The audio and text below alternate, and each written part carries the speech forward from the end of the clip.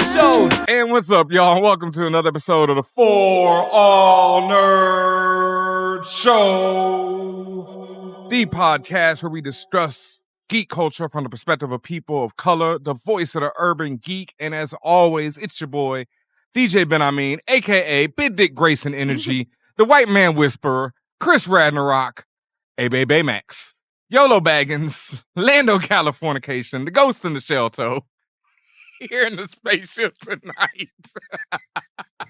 Big Grayson Energy. I am joined by Tatiana King Jones, the Grand Duchess of Tech, also known as Baptin Ameriba, aka Father Stretch My Bands, aka Dame Diner Dash, aka Princess Preach, aka Sean Jean-Luc Picard, aka Lord of Lightsabers. Yeah, I was gonna say it. You were gonna say what? I said it. Oh, okay. All right. Well, there we go. And we have a special guest returning to the spaceship. I think this is fourth time now? Is it 4? I think so, yeah. Yeah. It's like once a year. Yeah. It's Young Guru, a.k.a. Hank McCoy. I only got one a.k.a. Oh, come on. You got more than that. You got way more than that. A.k.a. The Glue. That's it. There we go. The glue, Mr. Young Guru, the legend, is here in the spaceship. Oh, we got all Howard University. Yes, sir. HU? Here in the spaceship tonight, other than, our engineer, Mr. A. King. You say what? What you say? Oh, there we go. There we go. It's a little bit. We're going to work it out. But we here in the spaceship tonight. I'm hot as hell. It feels bright and sunny up in here tonight. I turned off one of the lights. I Are you know. okay? Yeah, I'm just hot because there's a lot going on in the news right now. But Lord have mercy. a lot of clout chasing going on, folks. A lot of clout chasing going on. But, we're coming to the end of the year. Hope everyone has had a great year. We do have a lot to talk about tonight, though. And We do. And I know, Young Guru being here, we're probably going to be arguing for like 2 hours straight. That's all right with It's me, all though. good. That's what we do. that's what we do. But let's see. What are we talking about this week? What has been going on? I mean, other than a certain little show, coming to its finale. And our guest here, let's get right into it. Said, We jumping in? We jumping straight in? we should jump right in. Might as well. Don't waste time. Okay. This week, folks, Watchmen ended. If you caught our Instagram live, you saw us, talking about the finale immediately after the show went off. And after that, I talked to Guru for a second. We had a good conversation. We had a great conversation, actually, yeah. In which he said that the finale was mid-grade. He said it was mid. It was to me for a couple reasons. Okay, now, first of all, before we go, yes. First of spoilers all, all the way out from here. Yeah, first of all, If you haven't watched it, you need to watch I it. absolutely love this show. Okay. It's one of the greatest television shows that I've seen in a very long time, next to my darling, right? Next to what? Next to my darling. Star Trek Oh. will always forever be the greatest television show What else do you ever. think he was talking about? What else could I be talking about? The Wire is my second favorite of all time. This is up there. I will admit that I was slow. I didn't watch it when it first came out. I think it was 2 episodes in, and as usual, Ben is like, yo, hitting me, and we're going to have this discussion. And I'm like, I haven't watched it yet. He's like, are you crazy? He's like, yo, you got to go watch this right now. So I instantly fell in love because I was like, it's one of the best spinoffs, possibly the best spinoff I've ever seen. But then the subject matter obviously drew me in from the gate, where it's just like, oh, we dealing with Black Wall Street from the gate? That's incredible. Yeah. I love that.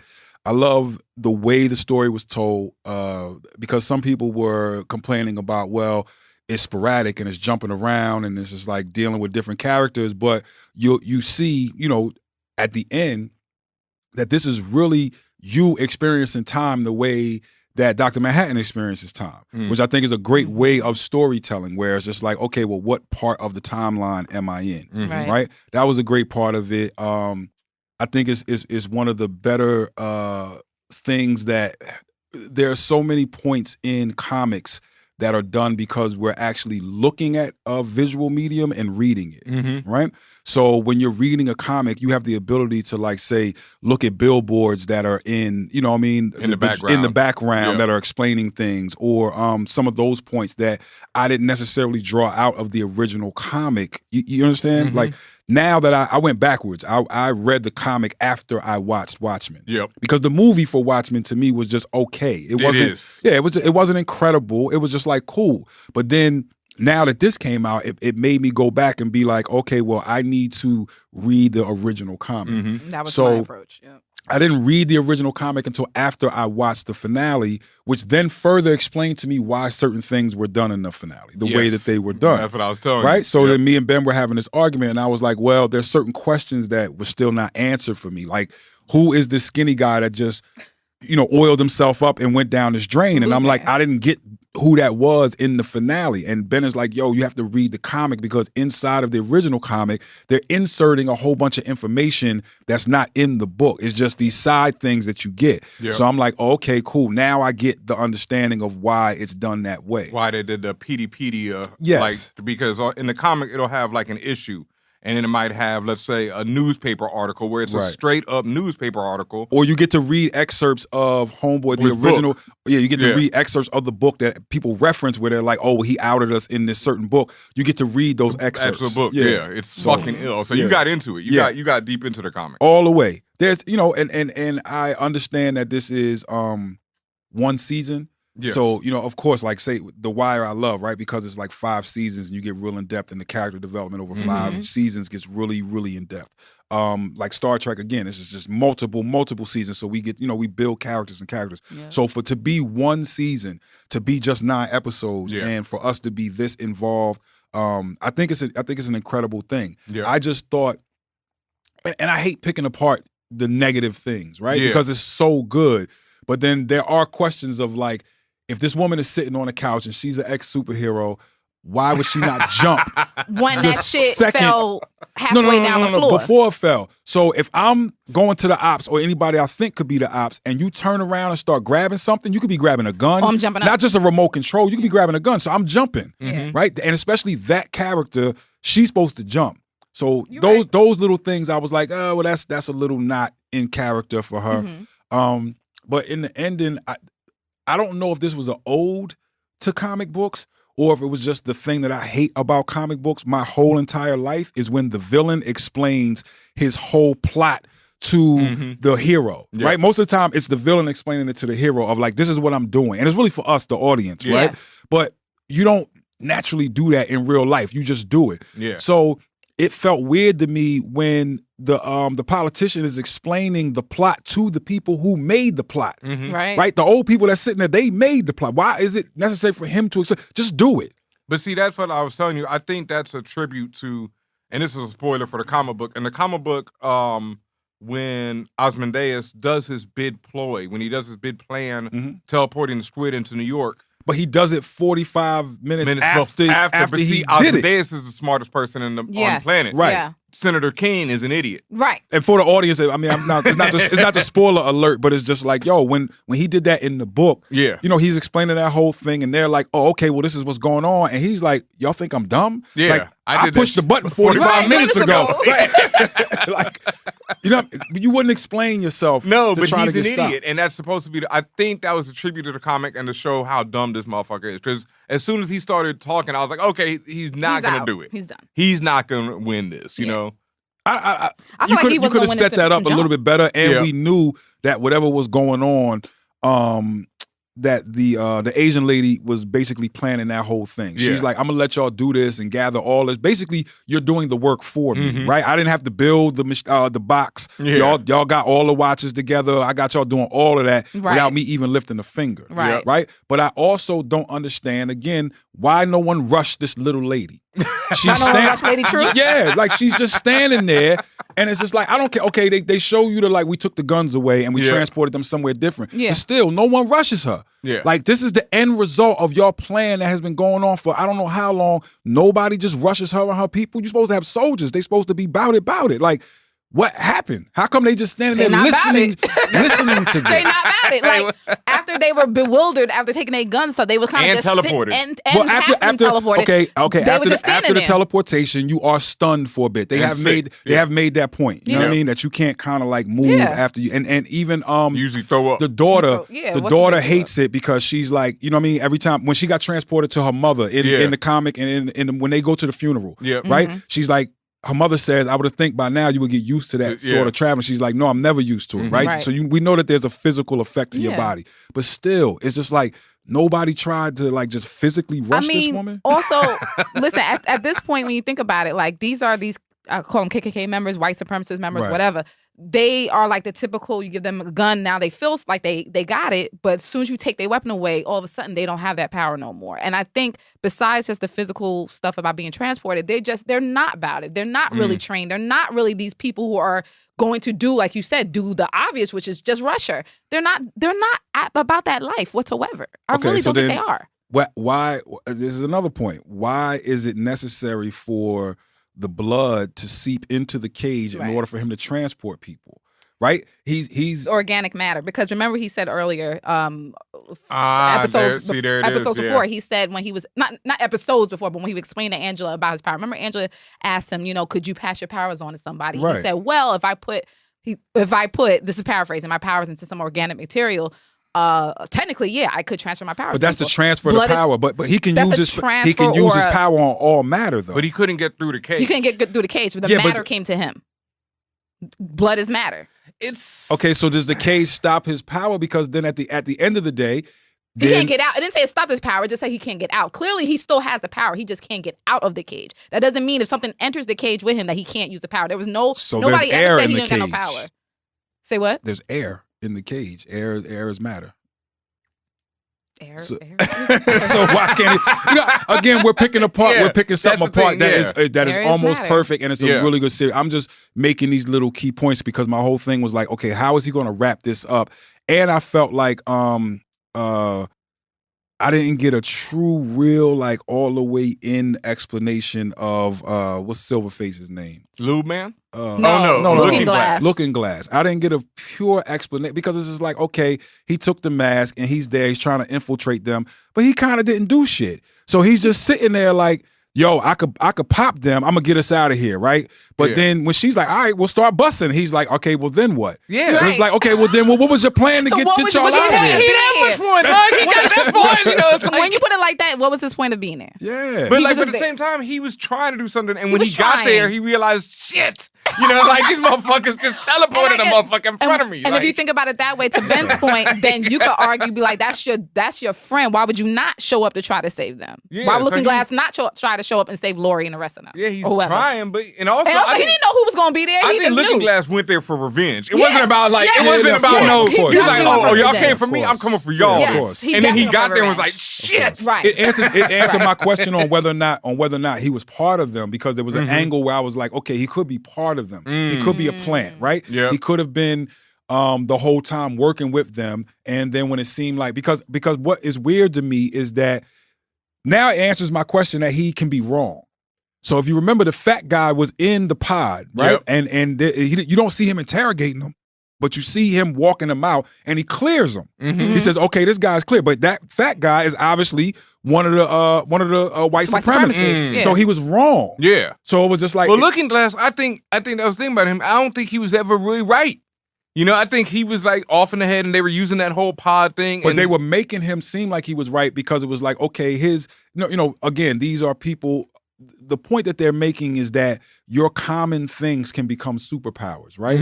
If you train them enough. The smartest man in the world doesn't have a superpower. It's just a lot of intelligence. And what they're saying with Looking Glass is that, okay, I can tell that you're lying because I'm trained to do that. Yes. I can look at the twitches in your eye. I can look at the way you respond to things, which obviously on the outside makes him perfect for market research, right? When everybody's sitting in there and they're like, oh, we love this commercial about going back to New York. And he's like, yo, they're all lying. Yeah. You know what I mean? We're building him as a character to say that he has that ability. Yep. And he was actually right the other times when we saw him interrogate people. But also you 100 that's the same fat dude? Go back and watch it. Yeah, it could be a bunch of fat dudes. No, that was the point. That was the point. It's the exact same guy. Go back and watch it. All right, So when he first busts into, when he grabs the fake gun, he thinks it's real, but when they set him up and he grabs the gun out of the truck, and he busting on him the first time, that guy is standing there. He's in there with them. Go back and watch it again. That guy's that was my first time of seeing it. Be like, oh, well, is he wrong? Yeah. You know what I mean? I thought he could have been part of the plot, but it answered my question. But then it just makes it so that he's wrong. Yeah. Yep.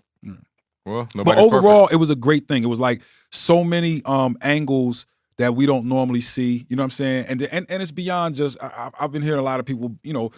obviously because there's such a black twist to it, right? Mhm. We love that. We're just like, yo, we love these sort of stories. When are these Mhm. stories going to be in the comics that we love? So the basic, number one, off of Black Wall Street. Number two, to have the idea that reparations is already done Yeah. in their time period, and it's done on a city and state basis versus a national basis. Yeah. Right? That thing is ill. When she's actually going in and she gets the acorn and puts the acorn in the imaging machine, you know, it's that perfect thing of what sci-fi does, because now that someone thought that up, we're going to actually have that in the future. You know what I mean? Facts. Somebody's going to make that.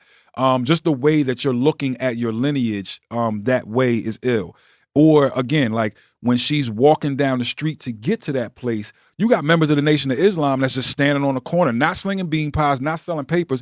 They just normal parts of society. So much so that you got to catch that. Like it's just brothers standing there with bow ties and nobody's focused on it. The artwork behind them is all black. Like everything about that was like super black. It also showcases like the turn of what can happen if you start doing to the oppressor what they did to you. Right. So then now we obviously see that all the black people in this town, you know, in Tulsa have now gotten to the point where they're above everybody else in society. So now we go to the point where if you have a lower class of white people living in what we think is a trailer park or whatever that is, now you can see how the cops can just come raid them. Nobody cares. You got other cops that's kind of like, yo, y'all wilding, but it still goes on. This is the way we're treated. You know what I mean? So it's just like you're looking at, does the power corrupt totally, right? In that form. It is the mask, but it's also just a thing of what you're allowed to do to lower parts of society. Just period. But that's saying like police in general, like even in real life, police is a mask. You know, once absolutely. you put on the badge, that's like putting on a mask, so no one can touch you. Absolutely. You know, you have every right to do whatever you want, and no one can do anything against you. Right. Or you're the best way to put it is like you're an agent of the Matrix. You know what I mean? Like that sort of thing. It's just like when you say the law or the man or whatever, the actual physical tentacle of that is the guy walking down the street in blue with a badge on. So it's just like, though, once you put that badge on, it does become sort of the mask thing. We were talking about this on the Instagram Live when I was, because, you know, the KRS-One, you know, officer from Overseer. Yes. And that's what, you know, you were all shocked when I said it, but I'm like, yo, that's where it comes from. You know, the overseers were who overlooked the slaves, and now the officers are the ones who overlook the servants. But it was still Do you still feel, after this conversation, you still feel it was mid? No, I feel better about it now that I've actually read the comic and I see the story, the way that the story is told. Okay. And then I also, and I said this to Ben, I also have to remind myself of the fact that this is fantasy, right? Meaning like in certain science fiction that I love it to be based in reality. So there are times, and comic books are not that. They are supposed to be our fantasies, right? And the way that there's people with superpowers, that's not based in reality. Yeah. But it's me having to re-examine it and re-look at it because I wanted a different outcome. So it was, you know, it was sort of like me having to say, okay, I have to bow down to the way that they wrote this.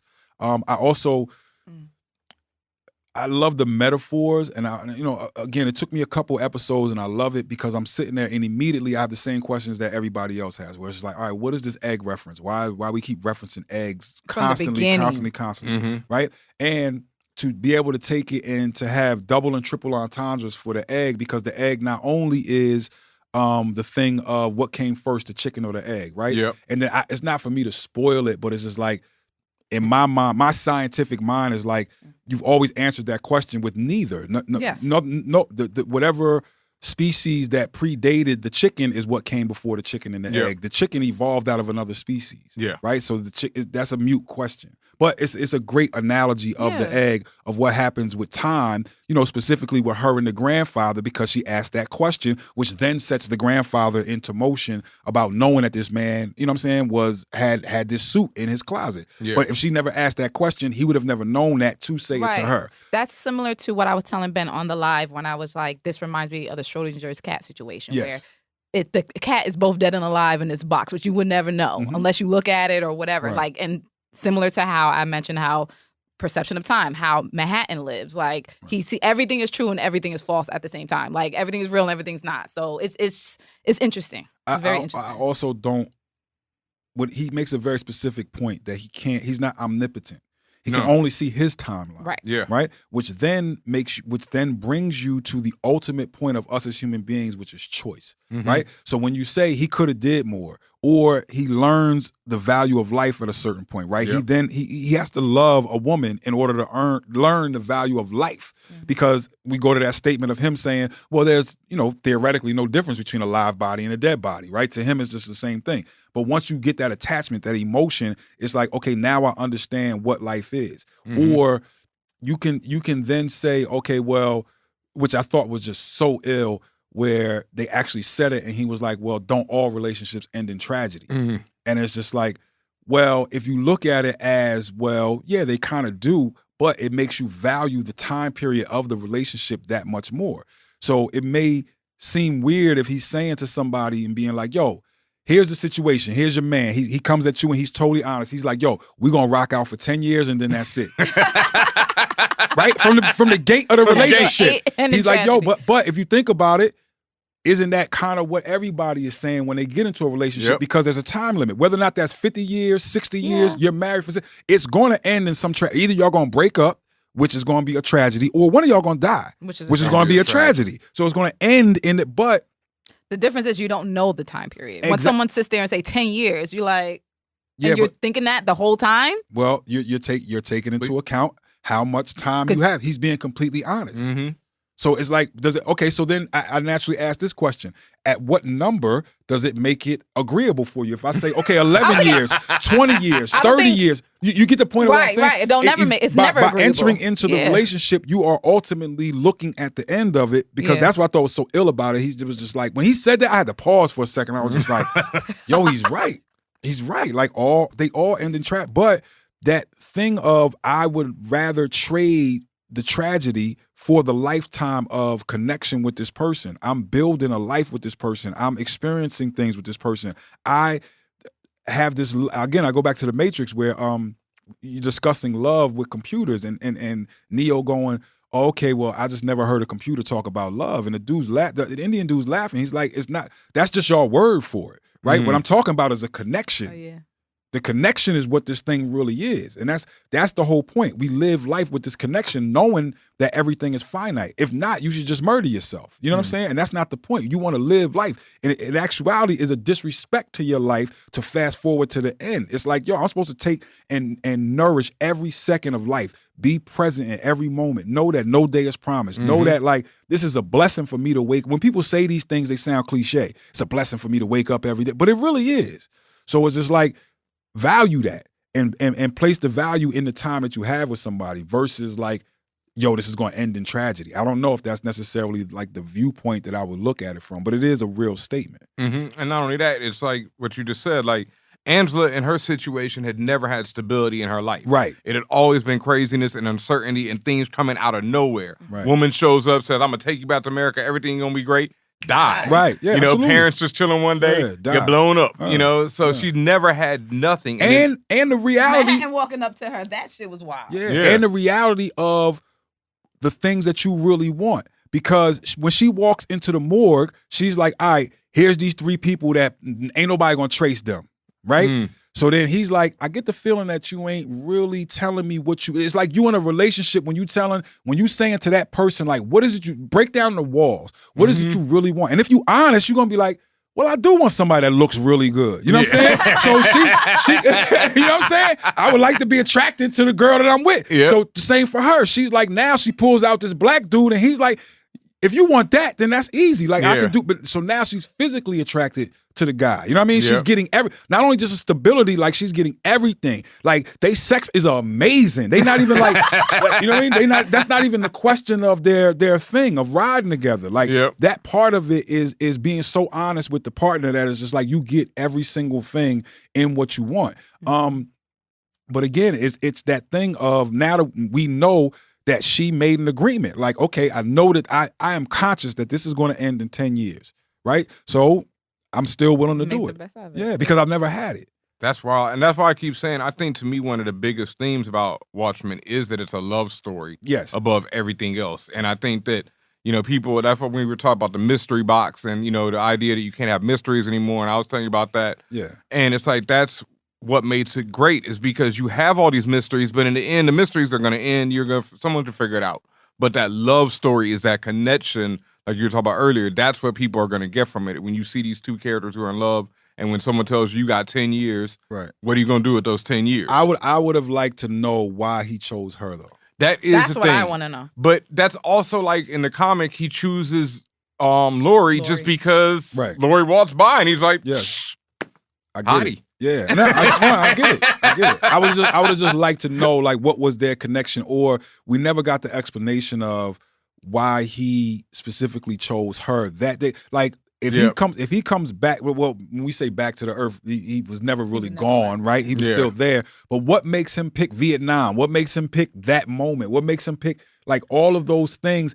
Because if you just fought a war in Vietnam, you know what I'm saying? Wouldn't you want to leave? Like you like, okay, he still has regret from killing all these people. He's trying to impress the United States government. So wouldn't you just be out? Like, I agree, but isn't it also he sees his own timeline, so he's fulfilling his own timeline, like That's- the Doctor that's- Strange, but like the Doctor Strange effect. Like he's like, I see what has to happen. I have to do things a certain way in order for that to happen. That's the thing. It's like it's tough because it's such a weird way of, not even weird. It's such a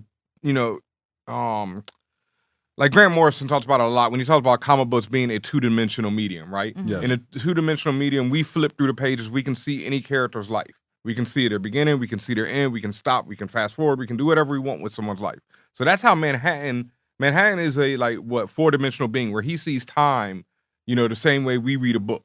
So he's seeing it like that. He's like, but is it the idea that he can flip to the end, or is it that he is writing it as it goes along, or is it already written, and he's just going through the steps? That's where we get into what has been explored so much in sci-fi, alternate timelines, and saying that in quantum physics or quantum mechanics that there's an infinite amount of timelines, all depending on everyone's choice. Like his choice of your choice of wearing that sweater today affects my life just as much as the butterfly effect, right? The smallest thing could affect whatever. Like you're wearing a Stranger Things sweatshirt, which may make me go home and like watch another episode or rewatch something.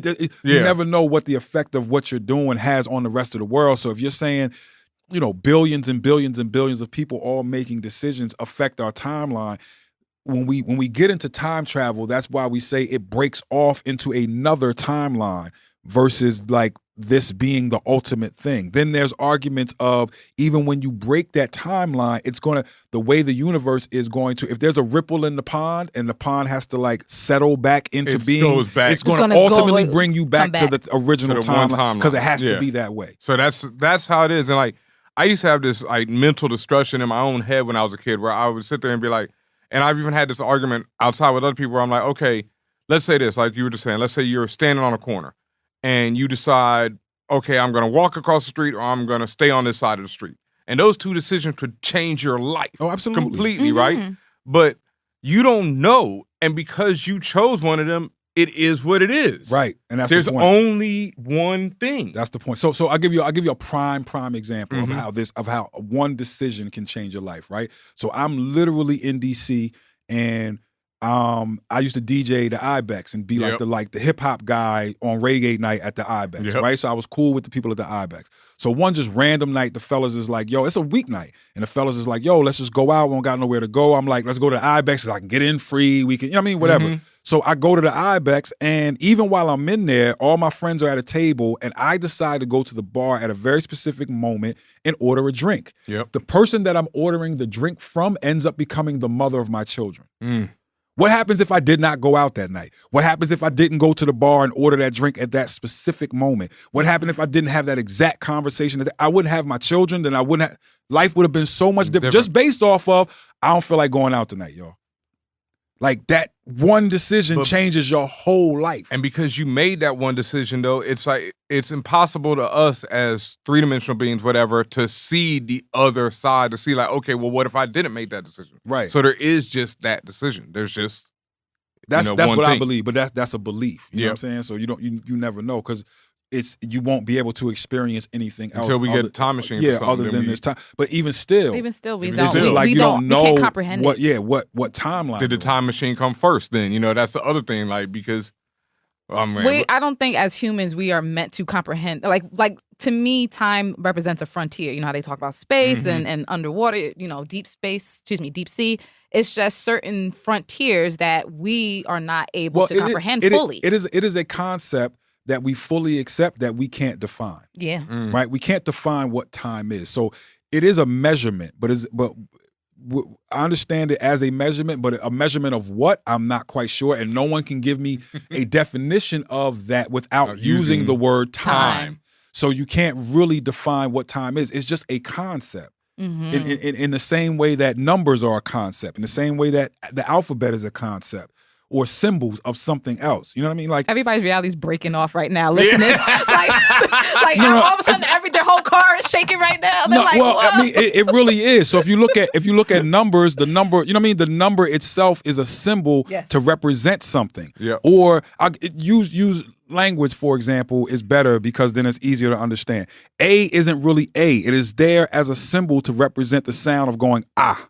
Right? B is not really and B. English. And that's just English. Just English. Like right. there's you know what I mean? There's however many languages on the, on the planet to transfer concepts. Then there's certain concepts, like, the easiest one, like Eskimos, like their knowledge of ice and the way that they describe it is different than the way that we describe it. Versus like people get into depth of what the concept is and don't really understand what they're really talking about. But time is that one thing. But there's also this really ill thing. This is why, again, my TV show is the greatest television show of all time. I'll keep repeating this.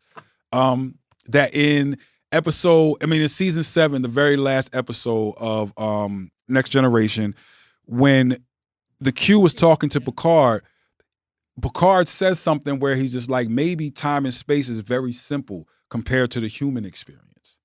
Where he's saying that in the future, figuring out time, figuring out space, figuring out all these things will be just mathematics versus like people still, the universe still cannot figure out human beings. And what does this, and what is life? What makes us what we are. That's the whole point. The Q is, for 7 years, has just been messing with human beings just to figure out like, what is it about them that makes them the way that they are? We've lost that, and they trying to figure that out. So I don't know. It's more of a mystery to me of what human beings are than it is about time. All right. I think we need to take a quick break right here, and we'll be right back with some more For All Nerds show.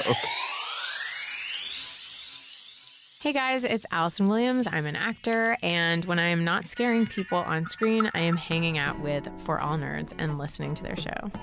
Hey guys, this is Rod and Karen of the Blackout Tales podcast, and when we aren't doing one of our mini podcasts, we are listening to For All Nerds. Hey, what's going on, everybody? This is Asante, 1/3 of the Friend Zone, and when I am not smoking pot or playing Shinobi Striker, I am listening to For All Nerds. Tune in. What's up, everybody? This is Chuck Creekmer, aka Jigsaw from allhiphop.com, and when I'm not placing my heavy hand on the world of hip-hop culture, I'm watching For All Nerds. Hey, this is Logan Browning, and when I'm not trying to take over Netflix, I'm listening to For All Nerds. Yo, what up? This is Yahya Abdul-Mateen II. I play Black Manta in the Aquaman movies. And when I'm not getting around the city, I'm chilling, listening to For All Nerds. What's up, y'all? This is N. Stephen Harris, fire artist, co-creator of Aztec, fire artist on Ajala, The Fringe, Michael Cray, Watson and Holmes. Don't forget Watson Holmes, the award winner of Watson and Holmes, Glyph Award. Eyes are nominated. When I'm not drawing, I am listening to For All Nerds. Check it, y'all. Hey, I'm Malcolm Lee, director of Night School, and when I'm not directing, writing, and producing, and editing and spending time with my kids, I'm listening to For All Nerds. Hey, this is Pamela Ribbon, and when I'm not writing things like My Boyfriend is a Bear or Ralph Breaks the Internet, I am listening to For All Nerds. Yo, what's up? This is Chico Leo, and when I'm not leading an Athenian revolt in Assassin's Creed Odyssey, I'm listening to For All Nerds.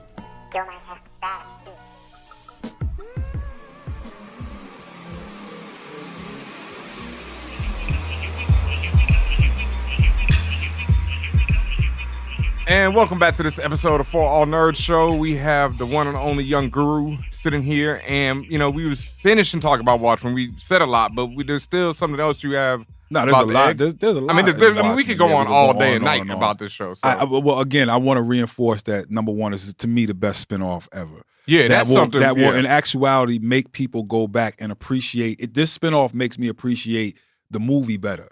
Number one. Number two, I think this is people outside of us, outside of the nerds, and outside of the people that live in comics will be drawn to. I tweeted that I hope people understand that this is a glimpse of why we love comics. That the concepts are not childish things. These are all concepts that are in comic books that I think the outside world will now be drawn into, more than just like action hero, shoot 'em up, bang, bang, you know what I mean, sort of thing. No, like I tell people that, like, if you haven't read the Watchmen comic and you love the show, you need to do it. Like, you just need to do it. It is, like Damon Lindelof, when he was on here, he called it one of the top pieces of fiction ever created. No, absolutely. And I think that it's it's definitely in my top 10 comic books of all time, and it's just stunning. Now, here's my question, though. Yep. The kid that's sitting next to the newspaper guy. In the comic. No, not in the comic. I'm well aware in the comic, but in the show, is he reading a Black Panther? Yeah, because it's not called Black Panther in the comic. It's another similar. it's another black character on the show. Yeah, on the show, is he reading a Black Panther? I got to go back and look at that detail. Or is he reading the Black Pirate? Because that's what it was called in the comic. Yes. In the comic, the little kid is reading this other comic book called the Black Pirate. Yes, yeah. Tales of the Black Freighter. Yes, I gotta look at that. But my overall point that I don't want people to miss though is that egg thing is not just about the time period. It's not just about just like when she's talking to her grandfather and we're talking about what came first, the chicken or the egg, but it's also about the breaking of the yolk, and it's about how you do have to scramble some eggs in order. I mean, you got to break some eggs in order to make this omelet. But it's also about when he says, "I can put my power into anything organic," right? So if you take the symbol of him putting the power in the egg, right, that's a huge symbol for just life in general. Yeah. Right? Because now he's putting the power in the egg. She's supposed to consume the egg, and then now she has the power. But it's also saying to you that the culmination of your grandparenting and your parenting is all putting the DNA into the egg. Right? When the sperm hits the egg, that is the same exact thing. Now you have all the, we don't have it as direct as taking a drug, so we can specifically see our grandparents' experience, but we do get their experience through our DNA. So that is the symbolic way of us saying all of the good, the bad, the trauma, everything is passed down is through DNA. And those are very specific ideas that I don't think a lot of people think about. No, and there's so much too, because another thing that I really want to talk about before we get off Watchmen is, I saw someone tweeting about it today. They're talking about how they were kind of upset with the ending because they felt like, why didn't they, once again, we're spoiling everything if you haven't realized that yet. Why didn't they show Angela's foot turn blue or something? Because he's like, you ended yet another show with the destruction of a black couple, right? That's a stretch. I think that's reaching. They'd be like, it's destruction of a black couple. But okay, look, on screen there was a black couple and one of them died. Sure, but my thing is, after everything you've seen after 9 episodes, that's your takeaway from it. That's what do you think is the final takeaway? I'm not saying it's fine if that's what you thought. Yeah. But that was your final takeaway after everything. I mean, if it again, as a fan, it leaves it open for me to say, okay, there could possibly be a season 2, which I don't really know if I want to see her as him. I don't know if I want to see that, but it's a very HBO thing to do, right? Yes. Which is like leave it open. Yeah. And that's part of like, I don't know, sometimes I disagree with that. I hated the way that Sopranos ended. I just thought that was horrible. I hated the way that obviously Game of Thrones ended. That was like a whole season of horrible. That's a different type, right? of That's a whole different thing of just the writing was bad. But this is open ended, so it's just like it could be or it couldn't be. You know what I mean? She could also fall straight into the water. You never know. Yes, that fits in with the DNA of the show that we've been talking about for the last 28 minutes. Right. Like that, it's the same thing about Dr. Manhattan. It's the thing about time. It could be or it couldn't be. Like it to me, it all aligned. So and it was expected. I told you, I knew 15 minutes before it happened. I'm like, they are going to cut the fucking camera as soon as she gets her foot in the thing. Right, absolutely. Yeah, definitely. But what I was saying, maybe my point I wanted to make about that is that, especially lately, I've seen a lot of things where, okay, like something like Queen and Slim, right? I still haven't seen Queen and Slim. Me neither. But I know a lot of people are upset. Spoilers to everybody because I got it spoiled for me. No, well, do you have to? I mean, Jesus, you know what happens at the end. But I'm trying not to make it real. Okay, but you know what happens. And that was my Yes, thing. I know like, what happens at the end, Like yes. Queen and Slim is a Bonnie and Clyde, a Thelma and Louise story. Right. In all these stories, the protagonists get killed at the end. You know, both Thelma and Louise and Queen and Slim were drawn into their adventure, whatever. They didn't make it. Bonnie and Clyde robbed banks, you know, so they were doing it. But these people got caught into this. But at the end, they still get killed. And it bugs me when we say that we want fully realized characters on screen, but we don't want things to happen to them. You know, like we want them to get away. That's what you were saying earlier today. Again, which makes The Wire such an incredible show. Yes. Not to deflect, but I'm saying that is one of the reasons why I love The Wire so much, because it is a very realistic portrayal of what happens in each of those instances. Or the ultimate thing of it is like if you are looking at this person who we wouldn't normally root for, this gay black man, who is the most morally centered person in the whole show. Not to say that what he's doing is correct. No. It's just that he lives by a very specific moral code that he tells you, and he doesn't break his morals, right? But then it also comes with the inability to see. Right? Because he doesn't see the danger in Kennard. He literally, if you look at that scene, he looks at Kennard and then turns Shrugs back. off like nothing. And he doesn't even shrug it off. He doesn't even look at it like, oh, that's a danger. He looks, he sees, oh, little kid, and then comes back to buying his cigarettes, and Kennard is the one who pops them. And that's how it normally happens. You don't see the danger. Or Kennard, coming from his perspective, is saying, oh, okay, him, that's Omar, that's the guy that I hear that y'all fear, that makes everybody run, this limping ass like him. You know, it's perspective. So it's just like that, the reality of what happens is that's what makes that show so incredible. And that's what I'm saying. It's like, as much as you love Omar, I mean, as much as you love Stringer Bell, anyone, bad things happen to people. That was supposed to happen to Stringer Bell. I mean, obviously, the dude had done nothing but trash. And then Stringer Bell breaks every single rule. And he also doesn't abide by what he is being taught. First of all, you're number two. Number, you know what I mean? That's the first thing. You're number two. Then you're going against what your main person told you to do all the time because he has experience in it and he knows what he doesn't know. And it hurts him more when you could say, yo, Stringer, you ain't hard, but that don't hurt Stringer. When he told Stringer, you not hard enough for this right here, but you not smart enough for that right. That hurt him. That hurt him. Crushed him. He said, yeah, he took our money. He said, yeah, I seen it coming. But I mean, I wanted to go back to your point just because I wanted to make the distinction that while there is potentially a contingent of people who are unrealistically saying, like, I don't want bad things to happen to people of color, because again, that actually defeats the purpose of having that person be a whole character, having a whole experience.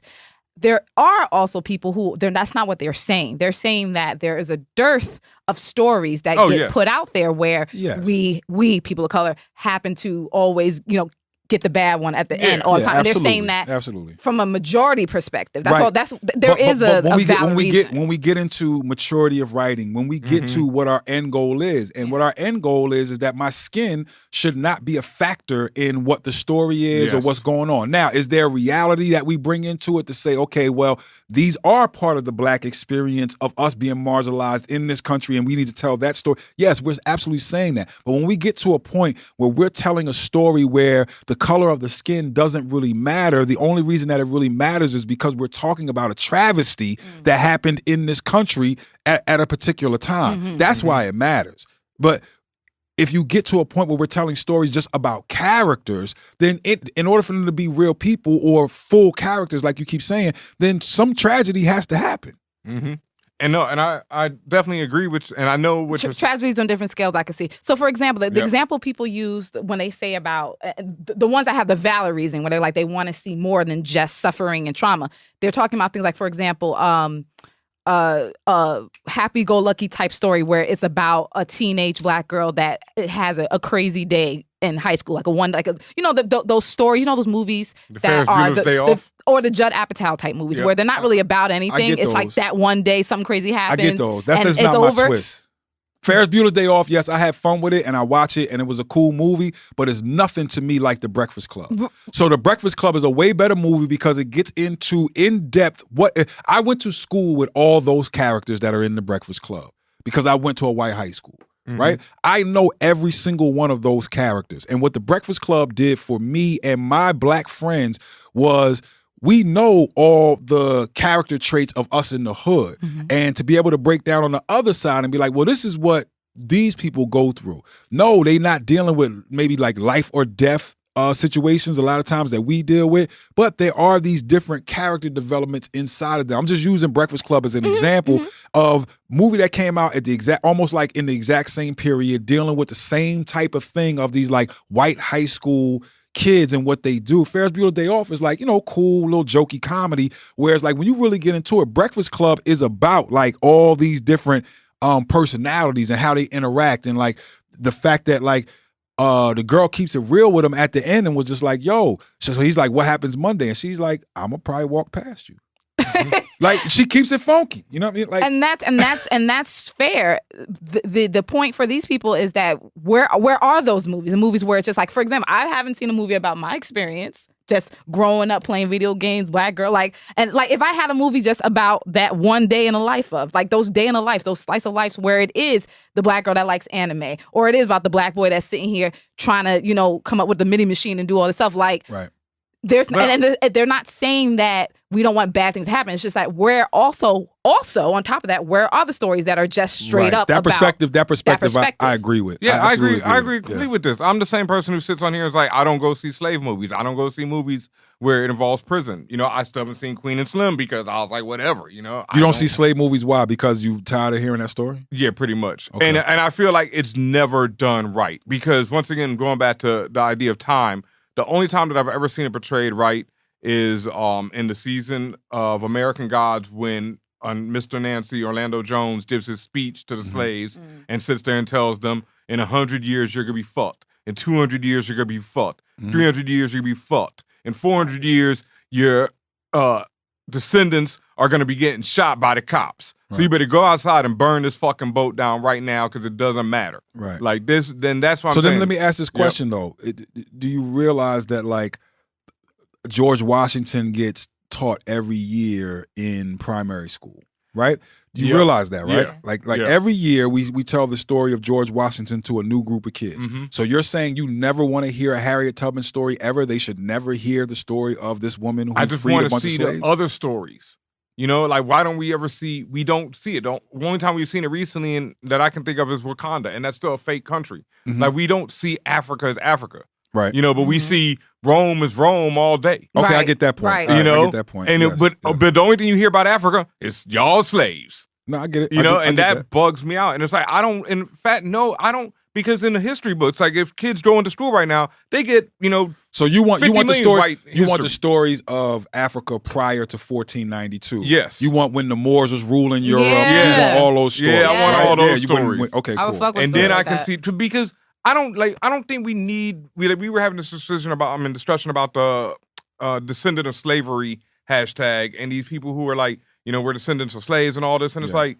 Yes, we are, but we're a lot more than that. Yeah, absolutely. And that's what I'm saying. Like, we need to show the other side of it because people need to be able to see themselves as more than just slaves. Right. That's why I feel like the slave movies, and that's what I mean. I'm trying to think of what the only other one that I'm just really bringing enjoy. up a point that history still needs to be discussed, or people, certain directors gravitate towards certain things. We have certain directors out here that they just make war movies over and over and over again and talk about all these different experiences in the war. We know that that's their thing. Like certain, you know what I mean? We know those directors, right? We know one big one right now that hates Marvel movies apparently. So you know what I'm saying? Or just like those things get taught over and over again. So at the same time that I wouldn't say that I wouldn't go see it just because it's a slave movie. I just want it to be a good movie. I want it to be done correctly. That's my point. And that's why I'm saying, like, I don't feel they're ever done correctly. Okay. Like, American Gods was one, and off the top of my head, I'm blanking right now. I cannot remember the only other one that I really... See, that's my problem. That's my problem. Underground. Underground was the only other one. Have you ever watched Underground? I haven't seen it. Fire. I mean, it's too late now. It got pulled off the air after Sinclair. You can get the bootleg. But you can get the bootleg. Yeah. It's worth watching. I can find anything. Yeah. It's worth watching. So worth watching. Like there's an episode of that where they have Harriet Tubman giving the speech. The whole episode Played is by a Isha Hines. Okay. It's a monologue. It's- the whole episode is a monologue. 60 minutes of monologue. That monologue was And this woman eats fire. it alive. Okay. And and that's what I'm saying. And that's all people need to see is that episode. Because people need to understand, like, that's what I mean. I like things like the 13th by Ava DuVernay. That shows you slavery never ends in America. Yeah, of course. That's what bugs me about the slave movies is 12 years a slave. And then he goes home to his family, and that's the end of the movie. No, I want to see the movie that starts when that nigga goes home to his family and can't live because he's lived 12 years a slave. Okay, that's another point of I want to see not to go back. Mm-hmm. But that's another point of I just don't understand how you could kill off all the white supremacists and then go home with the kids. and nobody's rushing their house. That was like weird to me. nobody's like there's no repercussions from that. You just killed off the whole leadership. They mourning. I don't know. I don't know about that. No, they killed off not You just can't just go home. not just the flunkies. You Yeah, killed off the leadership. which means that everybody that was down with the movement was there and got that's not. No. It's like, yo, people. That's people, one cell out people of would many. start rushing your house. Yeah. Like, Yeah. you're not, and we know where you live. Like, we know who Maybe you are everybody now. who knew where she lived right there was there. I don't know about that. That's another question, though. You don't just get to go home and like mess with the eggs. And by the time, but see, that's the thing. By the time they get there, she gonna eat the egg, and they got another problem. Not to pick at it. It's a great show. All right, well, Dr. East New York. yeah, let's move into one of our favorite segments on the show. We got Guru here sitting with us. The Geekwently Asked Questions. The guac is extra. Where we answer any and all. Were you laughing before we? Oh, you looking at him? Guac is extra. Yeah, the Geekwently Asked Questions. It all makes sense. It all comes together. Where we answer any and all questions. If you have a question for us, you can hit us up, contact@forallnerds.com, or hit us on the Twitters @forallnerds, or on Instagram, any socials @forallnerds. Hit us up, send us your questions. And what do we have up first tonight? The first comes from someone who says, please don't use my government name. So Big we're JL. calling them Big JL. Big JL writes, thank you for putting out consistently good content week in and week out. It's definitely been both entertaining and educational for a novice like myself. Thank you for listening. Word. My question is this: how to deal with snobby comic book people? I ask this because I recently had a bad experience calling a comic book store to ask for the Crisis comics because I got into the Arrowverse show a couple of years back and I recently got into comics about a year ago. I saw a tweet saying that Walmart was releasing the Crisis book because of the Crossovers episode. Since I wanted to support a local comic book store, I decided to call one near my house to see if they had it. First thing dude tells me is, whatever you watched on TV, I assure you the comic isn't the same. Fair enough. I tell him I'm just starting to get into comics and I don't know much about it anyway, but I remember hearing about it coming out back in the 80s. He tells me to hold on and see if they have it. My man puts down the phone and asks his coworker to see if they had it, and I hear him say in the background, oh, shit. I told him it wouldn't be the same as the CW shows, but some people aren't so smart. God damn! The guy gets back on the phone with him. Our writer continues and says, I thanked him when he told me the price and that they had it in stock, but I never went. I'm currently reading The Long Halloween on DC Universe, so I'll just try to look for Crisis there. Is this a case of bad luck, or is this some sort of accepted part of comic book fan culture? I mean, it doesn't bother me so much because this dude is smart enough to inform me about how Crisis is different, but he forgets to, block the fact that he thinks I'm stupid. So no real hard feelings, but they definitely lost my business. No, that's what you're supposed to do. If somebody gives you bad service, you're not supposed to get them your business. It's just that simple. Yeah. And that's not indicative. It's just like you ran into the wrong person. But people in this world do have strong opinions, but you have to also do this. I can transfer this to music. Like if somebody literally comes to me and says, well, Guru, what equipment should I get? And I'm like, oh, here goes this question, because that's almost like asking somebody, well, what car should I get? There's like so many factors in that thing that it's just like, okay, but if somebody's coming to me and saying, I'm inexperienced, I'm just getting into this, I just kind of need to record my vocals, you know what I mean? And I'll ask a series of questions after that, especially because I know that this person is a newbie. So it's just like, okay, well, if you're recording vocals, is there any time you're ever going to record any trumpets, any guitars, any basses? Like what's the extent But your of response includes consideration. Exactly. That's my point. This person was not. This person said it's not the same as CW show, and then when he put the guy on hold, he said, "Oh, this nigga's stupid." Like that's basically what he said. That's what I'm saying. You're getting bad. You're getting bad service. That's the whole point. And at the end of the day, this person works at a store that is trying to sell something, and at this point in time, it's about to be 2020. You got to understand that people have so many ways to not support your store. Yes. Like I can go online and I can buy Amazon. books. Yeah, I can do it so many ways. So if somebody's consciously saying, "Yo, I want to support local business. I want to support a brick and mortar. I want to have that experience of, for me, the same way that I support, my local stores, or when I understand the experience in when we have things like a comic book store, that the people that work there have a greater understanding of a broader range of things because they work at the store, not just the things that I've focused on my whole life. The same way that when people used to beat dig and they go into an actual store, the people that work at that store know more about records than you. They just naturally do from working in a record store. Or you may be digging next to somebody that's like, yo, they not making hip hop, but they know everything about this particular type of record. You're going to get those experiences. So, you just ran into the wrong person, but I think that's on the store, and you did the right thing of saying, yo, I'm just not going to shop there. Yeah. And to answer that other part of the question, they were like, is this part of comic book culture? I would say it's just part of culture and life in general, similar to what you're saying. Like in any medium and anything where there could be a level of expertise, you're going to run into the gatekeepers or the self-imposed gatekeepers. You're going to run into people who are assholes, really, at the end of the day. And will try to place their opinion on you. Yup. So you run into that in video games when you literally go and be like, yo, let me get this video game. And the guy's like, it's not really that good. Why are you getting... Yo, bro, I just asked you. I didn't ask your opinion. I already researched the game. I know what I want. I came here to buy it. Yeah, let me get the game. I'll never forget, though, when I walked into a store once and I wanted NBA Live, right? And this was when 2K was coming up. Oh, and they told you I hated NBA Live. And no, but this was like, NBA Live was still popping, but this was the last year. Okay. And dude was like, nah, man, you want 2K. And I was like, whatever, B. And he was like, all right, well, do this. Buy the used version so you can bring it back. Because you're going to bring it back. I was like, no, I'm not. I'm buying NBA. Bought it. Did you bring it back? I was so happy he wasn't there the next day when I bought that shit. Like the very next day, I was so happy that man wasn't there.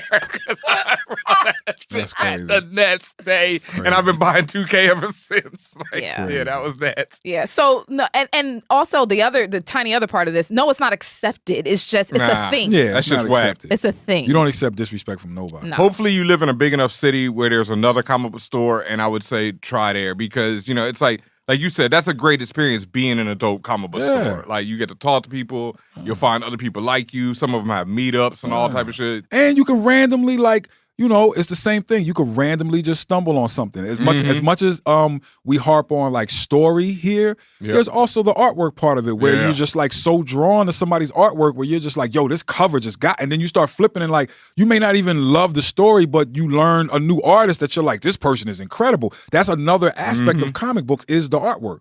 And then you'll follow that person to maybe a story that is incredible. You never know. Right. So keep going. You're good. Sorry you ran into an asshole. The next one comes from Quiet Stormborn, aka M Peaches and Cream. She writes, we know this is a this is a Patreon subscriber. Thank you. She said, "Love you guys." She writes, "Something at Watchmen that we didn't get into the other night is the idea of creating a utopic society. Question: if everyone in the world could be programmed to love each other, would you want that? And would you care if the love you received from others was programmed? By the way, our IG after show that Ben Amin and I did was great. And Tatiana, don't get mad. I watched the finale again and her feet were indeed turning blue." No, they weren't. No, they weren't. You wanted to see her feet turn blue, so they was turning blue. They didn't turn blue. We can argue all day. I will be on live this Sunday. Let's argue. But yeah, so let's go back to the question. If everyone in the world could be programmed to love each other, would you want that? No, first of all, that's not the definition of utopia. Yeah. So when you get into it again, and I think y'all gonna understand this theme that keeps running through my brain, is that in Star Trek, live long and prosper. We have gotten to the point where we've gotten beyond money.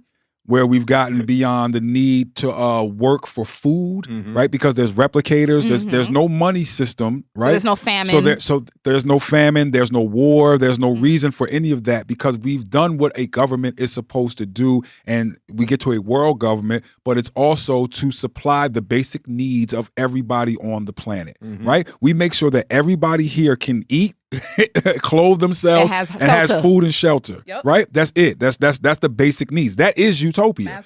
Now, you're never going to take away personal human interaction, right? You're never going to take away that me and you walk into the club or we walk into anywhere and we both like this girl and the girl likes you, but she don't like me, so I'm jealous now. You can't take that away from human beings. You can't take away human emotion. So there's no way of saying, yo, you're going to put love. That just doesn't exist. Everybody can't love everybody. That's just not what utopia is. But what we do want is equality, right? And and equity, almost equity more than equality, right? Because equality can sometimes be unequal. Yes. If everybody has the same playing field, then people with different needs their needs aren't met. So it's really more about equity than it is equality. But that's what my version of utopia is where we're in the Star Trek world to where we've gotten beyond just the basic needs of human beings. But you can't make everybody love everybody. That just doesn't exist. Okay, and would you care if the love you receive from others was programmed? Like I was Yeah, programmed. absolutely. Everyone Yeah, around you. I don't want that. I absolutely don't want that. To me, that's the fake like the rich dude that goes, yeah, I know the girl is only with me because I'm rich, but I'm rich, so that's why she's with me. And I'm like, in my hood, you a sucker, you a trick. Like the only reason she with you is because you got money. It's not really you. It's not based off of you. Or like, people in the music business that deal with the groupies. That's just like, yo, like it doesn't matter who you are. It's the position you hold. So she gonna be with the next person in that position next week when they roll through in the town. It's not, you not special then. It's nothing about that position that is enticing to me. It's just about the position or about like security of money. That person is not with you for you. Yeah. Yeah.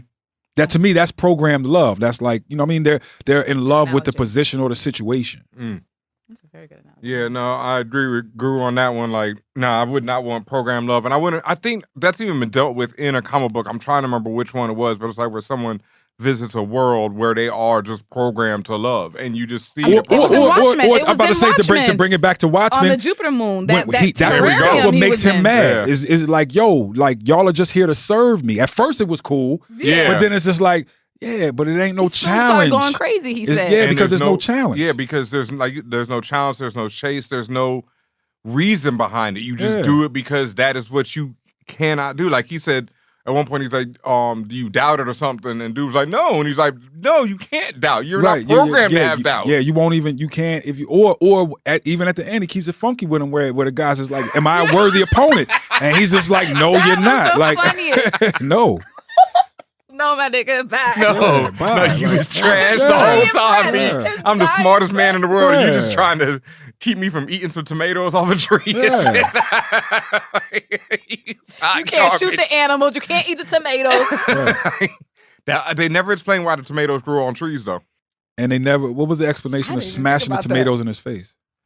That whole thing and yelling the spoons at him. But why were they doing that? If he wasn't supposed to touch it, it's like, I'm going to put this on your face. So is that supposed to be a little? No, but is that supposed to be a little indicative of the tree of Adam and Eve and the apple and like the potentially yeah you're in this garden but you're told you cannot eat of this fruit. Potentially, because when Manhattan was explaining how he created that area on the Jupiter moon, he the way he expressed it, or the way that story was expressed, was that was an Adam and Eve situation. Yes, absolutely. So I could see that too, potentially. And almost like the people when he is a kid and he's watching those two people make love. Yes, he's like, that is kind of what birthed the thing. So it's just like that is the Adam and Eve of his purpose of I'm gonna create something beautiful. It's a whole many double entendres, triple entendres. Tomatoes have mad seeds. Right. Seeds, yeah, absolutely. All that shit. But still, why they going on trees? I don't know. I didn't even think about that, Ben. Yeah. I mean. That was the first thing. When he rolled up and plucked that bitch off the tree, I'm like, wait a minute. No, tomatoes grow on vines. No. That ain't right. The next question comes from... This is a long one. Okay. Mexicana Jones, a.k.a. Tomb Raider of the Lost Arkham, a.k.a. Dr. Afropunk. That's good AKAs. I like the Dr. Afropunk. See, now that was giving this person trouble. No, when we Dr. first said Afropunk this is stuff. fire, though. All right. Tomb Raider of the Lost Arkham is... I like that. No, you like that? All right. See, no, Ben wasn't giving them nothing. Tomb Raider of the Lost Arkham? Yeah, that's crazy. That's fire. That's fire. All right, well, Guru Fire. proves. So All there right. we go. So the question goes, with the DC animated movie Red Sun coming out, what are the odds of DC making it into a live action movie? Never, motherfucker. And would it be half as good as the animated one? If we go, and more no. Yeah, if we go by history, no. No chance. Never, ever. Never in the history of ever. And that's a negative. Have you ever read Red Sun? Yes. Yeah. Love. Jesus Love it. Christ, Love it. right? As someone on Twitter said, every time they say Red Sun, Tatiana go off. Yeah. I'm going to go off again. Yeah, I don't My think so. favorite. Yeah. This is just my personal opinion, and I've said this many times. DC is really good with the television shows and not so good with the movies. Yeah. And Marvel is the opposite. Marvel is Yeah. good with the movies and not good with the DC's good with television animated movies. Yes, animated movies and too. television, though, because the CW, like, they just did Crisis on Infinite Earths, and it's... No, I was agreeing. I was adding on animated it's so movies. goofy, but it's still really But you're solid. allowed to do things with animation that you can't do in real life. Oh, yeah. So Yeah. And showing Superman as a Russian is one of them. yeah. Is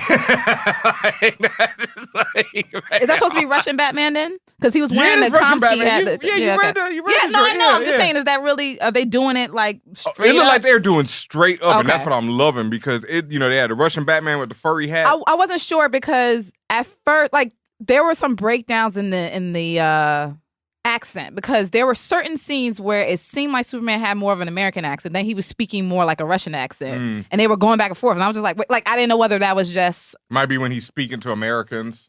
I don't know, it was just Yeah. like something was off, and I was like, It's just wrong, period. Yeah. Yeah, but everything seemed to be like straight from the comic. Okay. I was catching major scenes, and I don't want to spoil shit, but there were definitely scenes in there where I was like, oh yeah, that happens, and it ends as it ends. And definitely one of the best comics you can ever read about Superman if you've never checked it out. Superman, Red Sun, and it's only like 4 issues total. It's a short ass graphic novel. It's such That a is good story. super fire God right damn, there. it's such a good story. That is it for the Guac this week. Again, if you have a question, whether it be about geek or pop culture, or maybe it's about a personal thing going on in your life and you want some advice, or you just want a different opinion, hit us up, contact@forallnerds.com. On the emails if you want a little bit of privacy or you have a long question. Also, you can hit us up on the interwebs @ForAllNerds on social. Also, go to ForAllNerds.com. In the sidebar and in the footer, there is a Guac form. You can fill that out. Tell us your AKAs. And for all you know, Young Guru might answer your question. Absolutely. Or prove your AKA. Or approve your AKA. All right, now earlier we were definitely talking Watchmen. I think we've gotten everything out for now that we want to get about it. But I did want to, me and Guru, we talk a lot. We have long, in-depth conversations. Absolutely. And in one of them, he was, we've been watching The Mandalorian, and both have been enjoying Y'all like The it. Mandalorian? Yeah. Yeah, I love The Mandalorian. Yeah, I love The Mandalorian. New episode actually drops by the time you hear this. They're dropping another one tonight now, Right. instead of Friday Oh. this week. Yes. Oh. Yeah, because they're dropping Because of one the holiday? Yeah, they're dropping Can I one just tonight ask one and question one on on Christmas. At what point did it become that the Mandalorians don't take, or is it just the Mandalorian of not taking off the helmet and this is the way? When did that happen? That's some new shit. It seems like, because I thought, for people who didn't know it better anyway, I Yeah. thought that always was like, Oh, no. no. In the Clone Wars, the Mandalorians take off their helmet all the time. And what's her name on Rebels doesn't have her helmet on. Yeah. Yeah, but there's like Sabine, right? I think Yes, that's what- Sabine. Yeah, Sabine doesn't have her helmet on. But there's also from the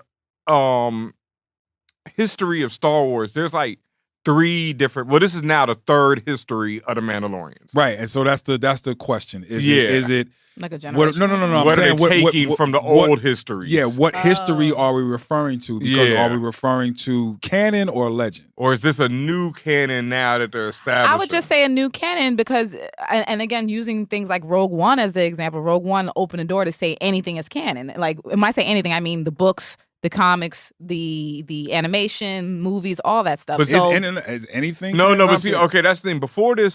Before Disney, let's say this, before Disney, there was the expanded universe. Right, which we now call Legends. Let's be clear. Where they had all these books that were written by all these different authors, and a lot of it contradicts each other at some point. Right. There's some really good stuff. But we also did have George come in and say, look, this is the stuff that is accepted. Yep. Right, but then I also feel like now in the modern times they're saying all that is also accepted. No. She came in, homegirl came in. Kathleen Kennedy comes in. Comes in and said, wipe all that clean. All that shit was Legends. Yeah, all that shit was Legends. Just Legends. Yeah, it's just, it's cool if you like it, if you think that's real, but that ain't what happened. It's not canon. Yeah. Yeah, so which now leaves it open for her writers to write whatever they want. So now only what's on Disney Plus is canon. Yeah, so okay, so then this is the Clone new Wars. canon. Then it's new canon. All the Clone Wars, Rebels, but in the Clone Wars, when I'm sorry, not Anakin, when Obi-Wan is kind of like he falls in love with the woman that is the leader of the planet where the Mandalorians are from. In that whole episode, men and women both have their helmets off.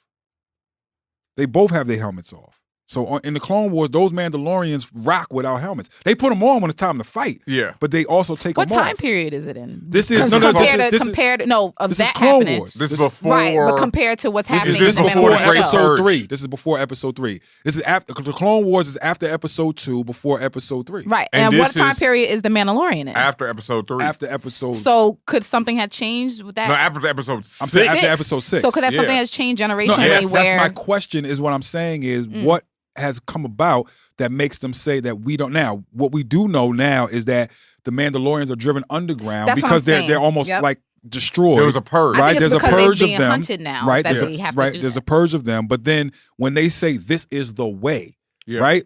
When did that come into account? That's my question. Yeah, because it seems like Mando, our hero, is like he was born into Well, he wasn't born into it, but once he came into it, the way was already established. Yes, like exactly. that was like something that was before him. Yes. It was already there. Yes. So, but that is the question. But on another note, we were talking about Yoda.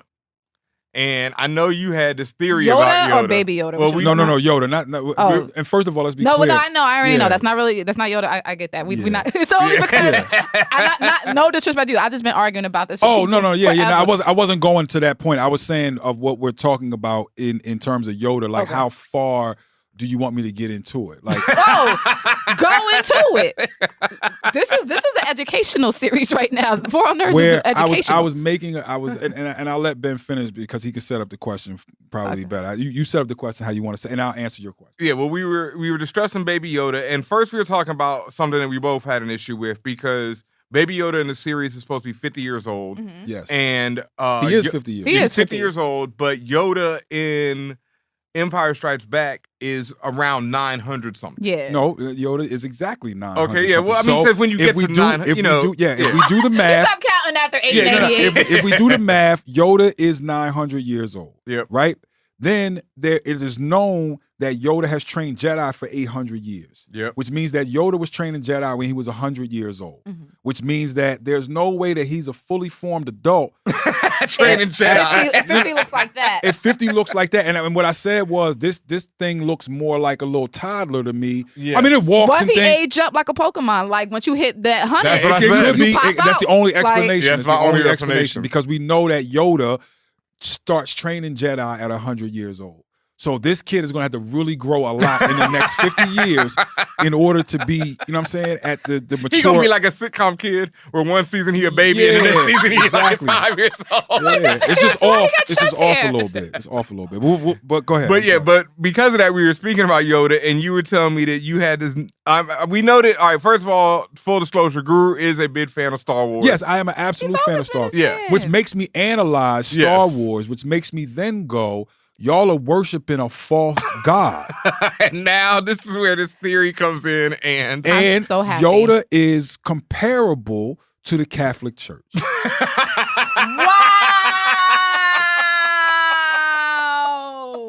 Think about it. Now, first of all, he's a priest. Yoda is a priest. They're all priests. Yes. Right? You're not allowed to have a woman. Yep.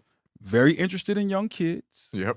Like super interested. We get gotta be super young. Yeah, super young. Yeah, we don't take them at a certain age. Nah, we get them super young. But what you have to realize is that the way that the Jedi are right now is not the only way that Jedi can be. Yoda, as the Grand Master, has instituted all of this stuff. right? Period. Yep. It's Yoda as the Grand Master that brings in this way of living. Jedi don't have to be in robes. They don't have to be priests. There was a time period where they didn't wear robes and they weren't priests and they had partners and they were allowed to love and they were allowed to do all of these things. He is instituting this nonsense, right? Number one. Number two is if you go to the overall ideas of a Jedi, I totally disagree with them. Okay, right? wait. Like let's do this. I'll say this, right? Let's go. Where we going? Where we going? All right. There is no emotion. There is peace. That's a lie. That's a lie. That's a lie. That's a lie. Yeah. Cat. That's the number one. That is the That's first the first thing that you have to worship. tenet of the the Jedi? first tenet of being a Jedi. There is no ignorance. There is knowledge. It's not true. Yeah, because It's just not without true. one, you can't have the other. Which you just hit on the head of where I'm going to go with this whole thing. Yeah. Right. There is no passion. There is serenity. That's a lie. Yeah. Right. There is no chaos. There is harmony. A lie. Big right? cat. There is no death. There is the Force. These Kinda are true. That last one. Nope, that's not true. Well, to them because them, they still because when ghost. they Hold on, die, listen, they ghosted, listen, right? They listen. said ghosted. Nobody know, but Hold back on, then listen, they didn't, though. listen. That's the other thing. This is okay. Force Okay, ghost is a recent thing. Hold on. Let me get to a point. Let me get to a point. In order for you, and I can go all the way from, but I'm gonna just deal with that one topic. Yep. In order for Yoda to learn how to manifest himself after death. Yep. Right? This is in the Clone Wars. Mm-hmm. He had to go through a series of trials where they are reminding him, you arrogant motherfucker, that there is still evil inside of you. He thinks his arrogance of the time period that he's been a Jedi, he's like, I'm a Jedi. What? 800 years I've been doing this. Like, I got this under control. And they like, yo, it's still in you. You haven't wiped out all the negative. You just are controlling it. And it isn't until he's fighting a shadow that he doesn't know what the shadow is, right? And then once he sees it as his negative self, then he can defeat it because he just absorbs it. And it's like, yo, it is a part of me. He had to be reminded of that because he's super arrogant. His power has gotten him to the point of arrogance, which is what happens all the time. You keep thinking your one way is the way and you keep preaching this way. But in actuality, Yoda is the reason they fucked up. No, let me show you. Hold on. Let me show you exactly. Let me yeah. show you exactly where this happens. Yoda gets warned. He gets warned mad times about, yo, this is going to happen. He has premonition about it. If you get into the new book, Master and Apprentice, right? He sends out one of the Jedi to go collect the Sith holocrons. Yes. Right? And this person starts coming back and warning Yoda like, yo, they ain't gone, fam. We need to be doing something. He chooses to do nothing. His attitude is like, whatever. It's like, whatever. He gets warned a bunch of times. If you look in the Clone Wars where he has this vision, right? Where he sees all of them get wiped out. But to Yoda, he's supposed to let his friends die. Look what happens. If Luke would have followed Yoda, they will all be dead. What does he tell Luke? When Luke falls, right? And he says, oh my God, he has the vision of Leia being messed up and he has the vision of Han Solo being messed up. What does Yoda tell him? Don't go. Yeah. Don't go. He's like, yo, I can't get this vision out of my head. He's like, I gotta save my friends. He's like, he turns to him and when Obi-Wan is like, yo, Obi-Wan is at least saying, yo, trust in the Force, be patient, do this, patience. And he turns to them, he's like, and sacrifice Han and Leia? And Yoda says, if you believe in what they fight for, yes. Yes. He said, if you want to hold that. Yeah, if you believe in what they fight for, yes, let your friends die. Now, it is Luke's going against what Yoda says that actually allows him to win. The person who keeps trying to adhere to Yoda gets turned to the dark side. But all right, hold on. When I come, hold on, let me get into it though. Let me get into it. Okay. Right? Here's my point. And this is the point that you made. You are in essence creating the anti to what you profess that you're trying to do. The whole thing that Jedis are supposed to be dealing with is balance of the Force. We're supposed to be You can't balance something that you're only on one side. You're such an extremist on this one side, that you're not dealing with the negative, or I don't even want to call it negative. You're not dealing with the dark side of the Force. So by not dealing with it, you make yourself susceptible to not even be able to recognize it. He done made the Jedi so weak that the nigga that you trying to get is sitting in front of you and you can't even see it. He says, it's like he's walking down the street, you not even think about it. He says at a certain point, he's like, why can't I call his name? Samuel Jackson's character, my favorite. Mace Windu. Mace Windu says, yo, fam, I think it's time for us to tell everybody that our power has diminished so much that we can't, and what does Yoda say? Lie. Lie. Yeah. Lie. Every time Yoda is presented with something, lie about it. Hide it. Push it away. Move that priest to another district. Move that priest to another district.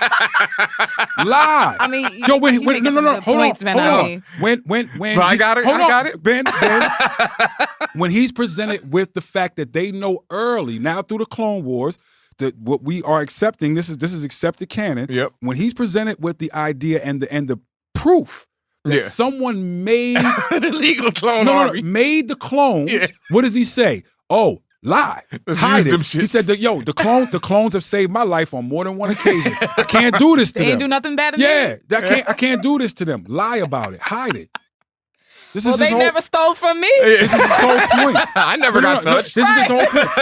There's information. There's information all throughout their libraries that they don't let you have to be of certain levels to get to certain information. Then there's information that even the high-ranking Jedi can't get to that are locked away, that only Yoda and a couple people can go in and get. You're hiding the information. What are you doing? You're saying my child is not mature enough to deal with these certain topics, so I'm gonna just hide it away from them, which creates the imbalance.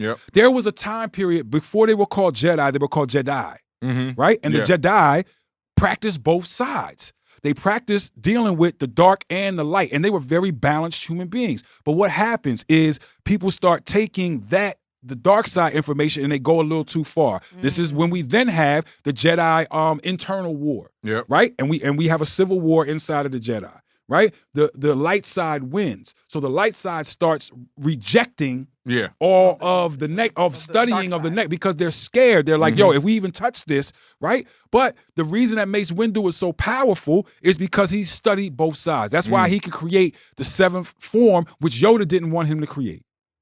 Number one, because he's like, yo, it's too close to the dark side. That's why he has a purple sword. He's mastered that seventh side. Yoda is the reason why they are so weak. That's the whole reason why they're weak, is because of Yoda's philosophy, right? So Yoda, in putting this together, really does what we do to most men. It's what Bell Hooks talks about when it says that men are taught to not deal with their emotions. They're taught, tough it out. That's what a man's supposed to do. Suck it up. Don't, nah. If I don't even acknowledge this emotion, that I have this emotion, how can I deal with it? How can I understand what's going on? When Anakin goes to this dude like, yo, I know what the teachings are. I'm being honest with you that I have these emotions. What does he say? Learn to to throw away everything what is his exact words? Learn to throw away everything that you stand to lose. So you basically taking a kid. You like everything ends in tragedy. No, get it now. I wrote this down where I was just like, yo, hold down that tragedy right now, Holmes. Okay, so I'm like, train yourself to let go of everything you fear. That's the worst advice, right? It is the worst advice. This is how you deal with it. There's no acknowledgement, right? Second, there should be a listening and an empathy. Like if I'm your OG and I'm listening to you and you're telling me I have these things that are going to pull me away from your teachings, right? Then you're supposed to counsel me on how I'm supposed to deal with it. Not give me some bullshit answer about like, yo, throw all this stuff away, right? And it's just like his line of reasoning doesn't make sense. Fear is not a direct line to the dark side. It's not. It's not. Fear is what Bob Marley said. My fear is my greatest courage. I'm scared that I might lose something, so it's gonna make me rock. If I'm scared that I can't feed my children, that's gonna be my biggest courage to be like, yo, I gotta get out here and make a way, right? Yeah. Fear is the same thing as the emotions that you need of senses. If I touch fire, it's hot, something goes to my brain and says, take your finger off of this, it's hurting you. Right? Fear is the same thing. Yeah. So you're not supposed to run away from fear, and you are making this grand assumption that the child cannot accept that, or their minds aren't capable of doing that. Like, who are you? In the end, who are you to determine the fate of all? This is why Qui-Gon Jinn is not on. Qui-Gon Jinn ain't with this bullshit. He's not. It's when Obi-Wan says that if you would just listen to what they saying, you would be on the council. Yep. But he's like, I can't rock with them. I don't get down with the way that they get down. I know the real balance of the Force. Or if you keep hiding shit over and over and over again, you let the door open for somebody else to be like, yo, look at this over here. Look at this over here. You never, it's like, yo, if you hide porn from your kid, it's like eventually somebody gonna be like, yo, come look at check this. this out. Yeah. So that's what Have you dudes seen my do. OnlyFans? My OnlyFans. If you hide liquor, like right, it's anything. And let me just say, with hearing everything you've said right now, I don't know if I fuck with Yoda no more. But it's two. I think you made a very nuanced explanation of what they always say about fear, like, or what really should be shared about fear, that it's not about avoiding it. It's not about casting it aside. It's what you do with that fear. What you do with the fear, and the fear can drive you. It could be one of the biggest driving factors of, like, once you acknowledge the fear, then it can drive you to become better because you're afraid that you're going to end up in this spot, or you're afraid of this, so I can overcome my fear. Or like just every aspect of what he teaches them is wrong. It's just wrong. Like. So wait, do you just don't fuck with Yoda, or you just? Nah, I don't. No, like, but okay. Go to this thing. You disrespect life. So Yoda going, death is a natural part of life, where it's just like, yo, don't save your friends, don't do this, don't do that, leads to Anakin becoming Darth Vader. When Luke disobeys him over and over again, that's how Luke wins. Every time Luke is getting into something, he's tapping into his emotional state, right, to defeat it. Or he's going, yo, I don't care what you say, I'm going to save my sister and Han Solo. Yeah. He did it. Yeah. He disobeyed him and did. he won. So when he's fighting his father, the emotion come, boom, he chops off his arm. And when he's about to kill him, he looks down and he's like, ooh, that's me. So then he goes, you know what? I almost went there, but you know what? I'm a civilized person. I'm not going to go that route. You lost. Because now I've tapped into the anger part, which is the 7 sword style, right? Attacking, because if you go by Yoda, you're only supposed to defend yourself. You're never supposed to attack. Yeah. This is the natural question when Anakin in the Clone Wars is with the general, and the general's pointing this out to him. He's just like, yo, this is what's wrong with y'all. The enemy right there, but y'all never will kill him. How you gonna stop the war if you ain't gonna kill your enemy? Like, then what are we doing here? Right. What are we doing? There's no war with no here? offense. Like, you gotta do something. It gets you to the point where Anakin looks and he goes, you know what? I know there's some things they're not teaching me. Okay, but this is my thing, right? I agree with you 100% on all that. But, and this is my problem too with Star Wars and the fandom, and what I'm really afraid is going to happen in Rise of the Skywalker.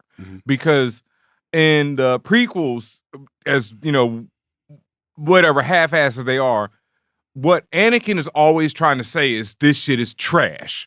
You know, like, this whole Jedi Order is a mistake. You know, like you just said, you're keeping me from emotion. This ain't working. Well, just look at the kid. Yep. Look at the kid. You bring him in front. You embarrass him. The very first time that he gets in front of the council, he gets embarrassed for having emotions. Yep. He gets embarrassed. Yeah. That's their whole thing. Is that they're like, yo, your thoughts are dwelling on your mother. Right, and then he's like, "What does that got to do with anything?" And Yoda's like, "It has to do with everything because you're afraid to lose her." But if he would have listened to himself while he's having these dreams of his mother and just went and got his mother, he could have saved her. Yeah. His thing is that by the time he get there, he's too late. And then that's again, now that he experiences that thing of being too late, makes him kirk out and kill the whole village, which is the first time that he really is tapping into that thing because he's killing women and children. He just made that point where he's like, yo, y'all are part of the people that killed my mother. I'm killing everybody. I'm taking out this whole village. First time he kills kids. First time he kills kids. But see, that's my point, right? So Anakin spends these whole 3 movies trying to say it's wrong, you know, gets fucked up, gets turned to the dark side, everything because they don't listen to him. Then we come back in the sequels now, and we have, you know, Luke being like, and that's why I love Last Jedi so much, because Luke is like, yo, this shit has to end. Look what we did. we couldn't even see the enemy who was right in front of our face. We effed up. Yoda's fault, pretty much. Yoda comes along and is like, burn the bush too. Yeah, I fucked up in the back in the day, but you know. No, but I mean, he's trying to make a point. He's trying to make a point that the information is supposed to be alive. And yes. And that was his joke of like, he's like, yo, burn the books. And he's like, well, did you read the book? Yeah. He's like, yeah, well, then you know what's in the book. Like, Boring. it's not about Not a page turner. Yeah, it's not about those books and that thing. Yep. Which I was hoping that the world was saying that Yoda was learning a lesson, because Yoda had to learn certain things along the way about where he was wrong. Mhm. But it's also the question of later on, and again, we don't know if this is going to become canon, but in the legend in an expanded universe, when Luke then goes and starts to rebuild the Jedi and then takes on takes on Solo as a Han Solo's son, as an apprentice, he does what I was saying the original Jedi were doing. He doesn't ask them to wear robes. He doesn't. They wear regular stuff. Mhm. You know what I mean? They have wives. They have whatever. He changes the way that the order is, which is again, it's a way of learning. And that's what I'm hoping for is going to happen in Rise of Skywalker. I really hope that they're not going to go back and just do the same thing again, where Rey establishes a new Jedi Order and everybody starts wearing robes and they go get kids and all this stuff, because as you have so eloquently pointed out, it resembles the Catholic Church way too much. Bro. Yeah. Like, look at this. Okay, have you ever asked yourself, do you know the real layout of the entire Jedi? Do you know how many councils there are? No. There's 4 councils. Okay. See. Okay. Yep. There's 4 councils, right? We only deal with the top level of the council, right? So let's deal with these councils, right? There's branches, right? So let's say this. You know what? I'll start here, right? You start off, and let's be clear that all Force sensitive children do not become Padawans. That's right. And all Padawans do not become Jedi. Yep. So what happens to the people that don't pass the trial? We know what happens to the people that don't. All right. So we'll say initiates, you have to go through initiate trial to become a Padawan, right? Yep. That's you showing your connection to the Force. That's where you got to make your lightsaber. That's all of that, right? Yep. Then you have to get picked, right? Padawans have to have someone to train them. If you don't get picked, then you just don't get picked, right? So then you go into the trials of knighthood, which is the of trial of insight, trial of skill, trial of spirit, trial of the flesh, trial of courage, right? If you don't make it, you get assigned to a branch within the Jedi Service Corps, right? That's just it. That's there's 4 branches to the Service Corps, right? There's the Exploratory Corps. But you're staying a Jedi at this point? You just you're a Jedi. You're not Jedi Knight. Ah, okay. The Jedi serve the Republic. That's another thing. That's another thing. You're supposed to be a religious thing, but you're serving the state, and you're doing what the state want. So many times you've created the conflict because what's the name keep telling y'all? He's like, yo, we not soldiers. We are keepers of the peace. Y'all keep putting us in this like there's a difference between a soldier and what we are. We're not supposed to be soldiering. And it's almost like where Yoda keeps yearning for the old times, where he's just like, yo, it was so much better back in the day when we wasn't fighting this war. Because Yoda Make is the not, Jedi great again. Yoda don't know how to fight wars. He don't. It's a contradiction. He don't even know defense.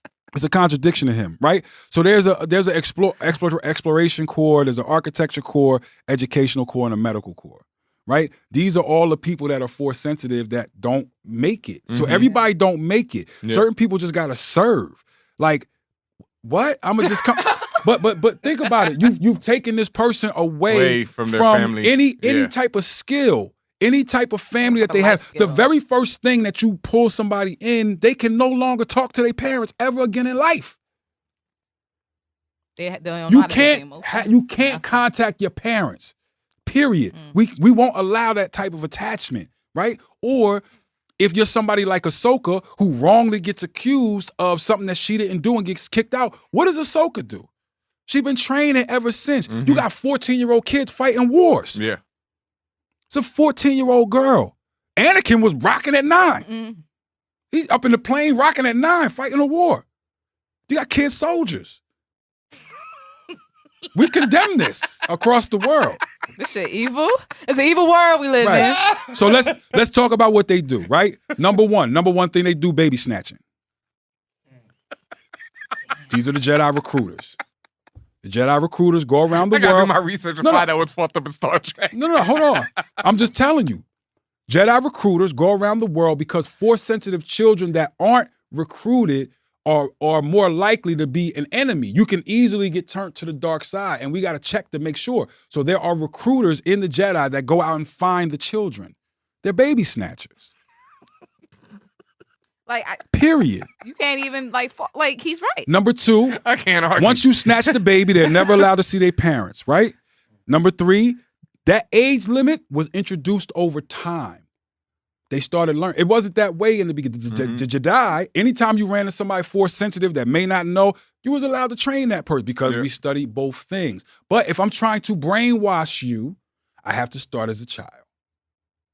That's point blank. And let's notice where Yoda spends most of his time with them kids. When in the prequels, he's with the kids. He's with all the time, every all time, the every time. And when they get into the time when when Yoda's hearing Qui-Gon Jinn for the first time, before he even goes, when Qui-Gon Jinn is leading them on this path to understand, because they didn't understand the living force at that point. Qui-Gon Jinn, who understood balance, is the person after he dies who manifested by himself without having to be instructed. Yeah. Right? Qui-Gon Jinn is more powerful. He's the first ghost. First one.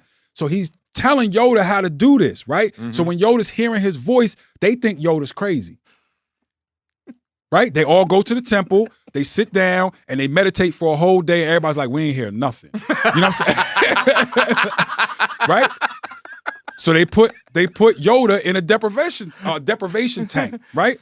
They put him in a tank, and then that's when he hears Qui-Gon Jinn again. And he comes out and he was like, oh, I was talking to an old friend. And they looking at him like, talking to the dead? What you talking? They think they then go, Yoda could be susceptible to the dark side of the Force. And they like, yo, we know he's the oldest and the widest, but that does not remove you from being susceptible to the dark side. And Yoda's even like, yo, I agree with y'all. Like, I got to find out what this is on my own. Qui-Gon Jinn is the one who tells him to go to Dagobah. Right? Cool. Right after that, you have basically, like, they introduced that age limit thing for that point, right? So obviously you get to brainwashing and we want to brainwash the kids. So that we can have child soldiers, right? This is also, if you really look at the basis of what they are, they're a rogue organization that's funded by the government. The reason I say rogue is because nobody checks them. Nope. Right? They steal all the kyber crystals of the world. Nobody else can use kyber crystals. When kyber crystals could be powering a whole bunch of other stuff. Nah, that's us, B. Yeah. For our we got the we got what? We got the lock on that. That's our. That's making a decision and saying, I'm taking this natural resource for myself. Period. Nobody else can rock with the kyber crystals but them. Right? That you had to steal kyber crystals to make the Death Star. Right? You had to get to that point. And you got this like superiority complex, right? They hold all the info, and certain Jedi can't read it. The public can't read it. Like you got this. Like I'm superior. I can read it, but you can. Where have we heard that before? When you steal all of our information and you put it in your stuff, and then you say no, but then you say the slave traders now. No. They went from the Catholic Church to slave traders. It's the same thing. It's when you steal all of our information, and then you tell the world, guess what? Not only can you not fuck that, you can't read. Period. We go through the dark ages because it's like, nah, reading itself is against the law. Why you know how to read? Man. Only the priests get to learn how to read. Bid brother, Catholic Church, all wrapped in the one. Okay. Right? So when you say, when you're preaching against what the reality is, or your reality just doesn't make sense, when you go, yo, only the Sith deal in absolutes. Really? Yeah. Nah, nigga, your whole shit is dealing in absolutes. Really, fam? Your whole thing is an absolute. That's the conflict. Yeah. The conflict is you dealing in an absolute. So for you to say, it's just opposite to what you deal with. So for you to go, oh, only the Sith dealing. And no, that's not true, bro. You just said that. That's an absolute. Even the statement itself is an absolute statement. Right? Yo. They're fighting for what does he say after that? What does he say to Anakin? What does he say to Anakin when Anakin says, I look at you as evil? He said, my loyalty is towards democracy. Yeah. There's no democracy in the Jedi. None. It's my way or the highway. From my perspective, the Jedi are evil. That's like the best line in the prequels. There's no democracy in the Jedi, bro. There's no democracy. It's my way or the highway. Yeah, facts. Right? It's just I could go on for days about I think you crushed enough hopes and dreams. I mean, how do you feel about Star Wars now? I mean, no, but that's the thing. The thing is, when Drew first presented this to me, it hurt me. But at the same time, because it was true. Yeah, I already knew it was true though. That's the thing. Like Anakin makes this point in the prequels that the order is trash. It's not. And again, this is why I will say this and relate it to certain things. It's not that the order is trash. It's the same. It's the same way that religion is not trash. Yeah. It's the way it's being used and interpreted and taught. It's the way that Yoda has made the order that makes it trash. When you say, yo, you start instituting all these rules, and it's really just based off of your ideas, and then we find out that your ideas are wrong. Yeah. So then who the fuck are you, dog, that say that this is the only way that it can be done? Who are you? But see, that's what kills me, because then But he's the Pope. Yeah. He is the Grand Master. He is the highest person on that council.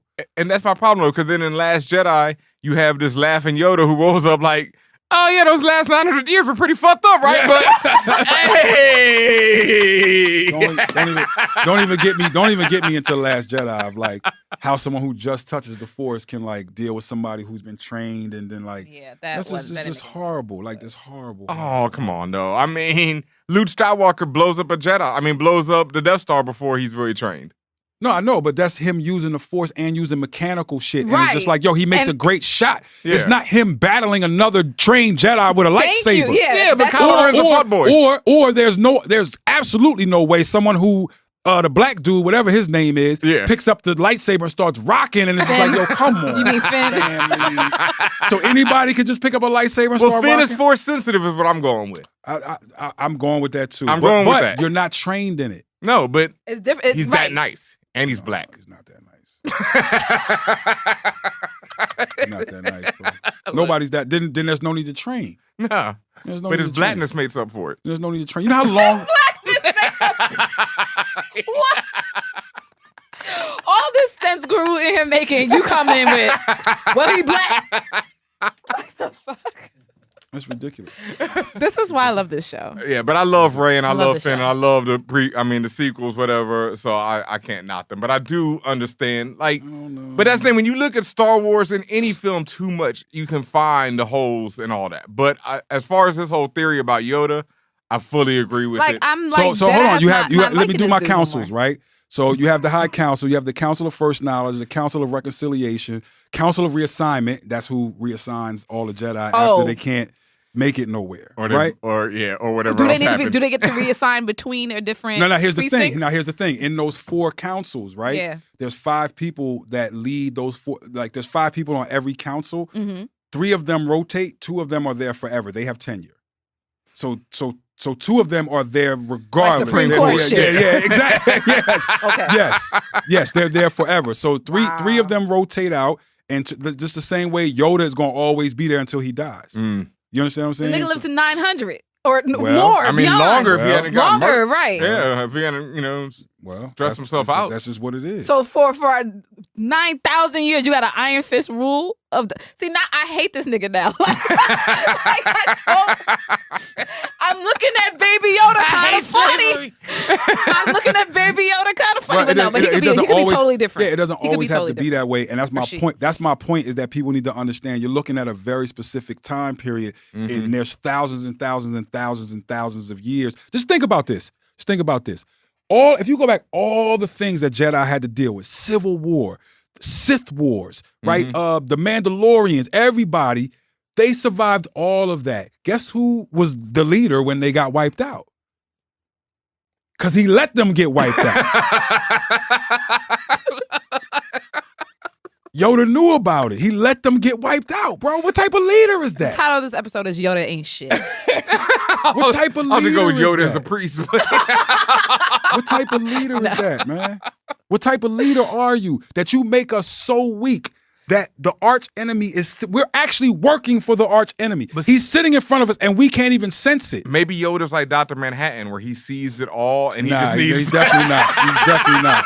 He's definitely not. He says it himself. Yo, the dark side got us so clouded, I can't see nothing. He admits to it. He admits to it. And he still goes on about being trash. Yeah. But this is the way you have the Jedi Order set up. It's not right.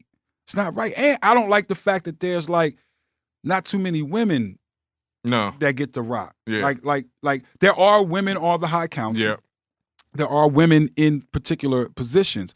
But this is a very male-dominated thing. And that's been my main issue and why it took me so long to get to the point of being a big Star Wars fan is because, and not just women, black women, women of color, like just a Jedi Knight. Where are they? The black ones? Women. Oh, women. Yeah. Black and black women. Like when and this was aspirational thinking, but when they first announced Lupita, I'm like, yo, what if she's a Jedi Knight? Or what if she's this? And then she comes out to be the CGI character. Right. Yeah. I mean, we're doing better. We got John on the new one. Yeah, but you think they're gonna kill her off too? That's the other part. I'm just like, you think they're gonna take her down? Like they gonna bring her in and take her down immediately? Like they did. Yeah. What's the name in Han Solo? I don't know. It's just what I would hope for the brand is that this comes out, you get this out of the way, and then you can start writing real stories. Like you got to wrap this up. We all know, I mean, I don't know if people know, but I'm sure you guys know of the turmoil that's been back and forth with directors and with her as a leader. She just needs to step down. You know what I mean? Like I don't know if she does though. But... She does, bro. You know what this is? And this is nepotism. Yeah.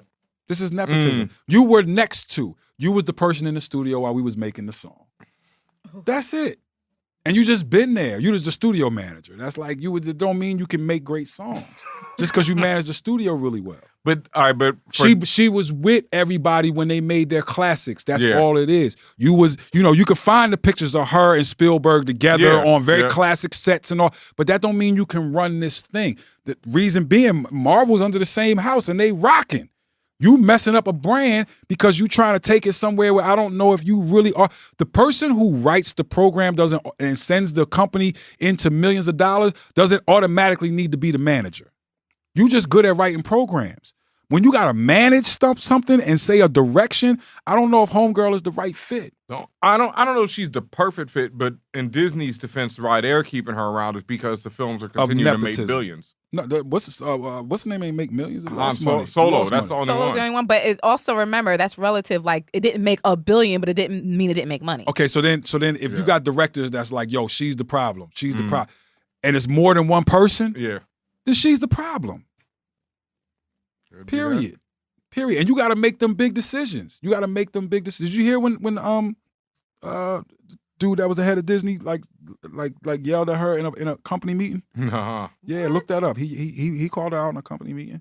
But it's neither here nor there. My point being is I hope this comes out.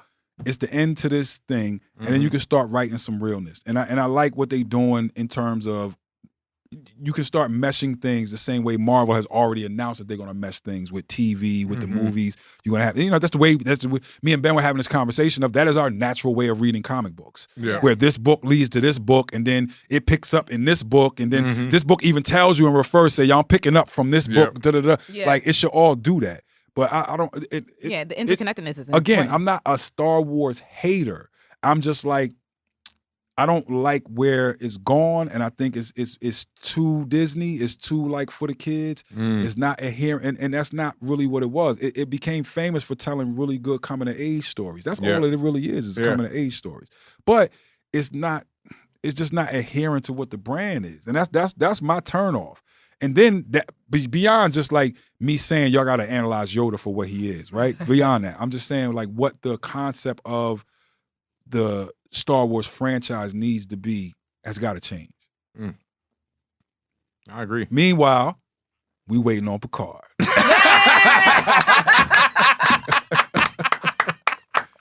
Look, we got Mandalorian. I'm good. I can't. I like it ain't the best, but it's solid. I think the visually, it looks amazing for television. It's like really watching a movie as a television show. Every week. I heard they spending what per episode? Like at least $1 million per episode. They could add more on the CGI budget.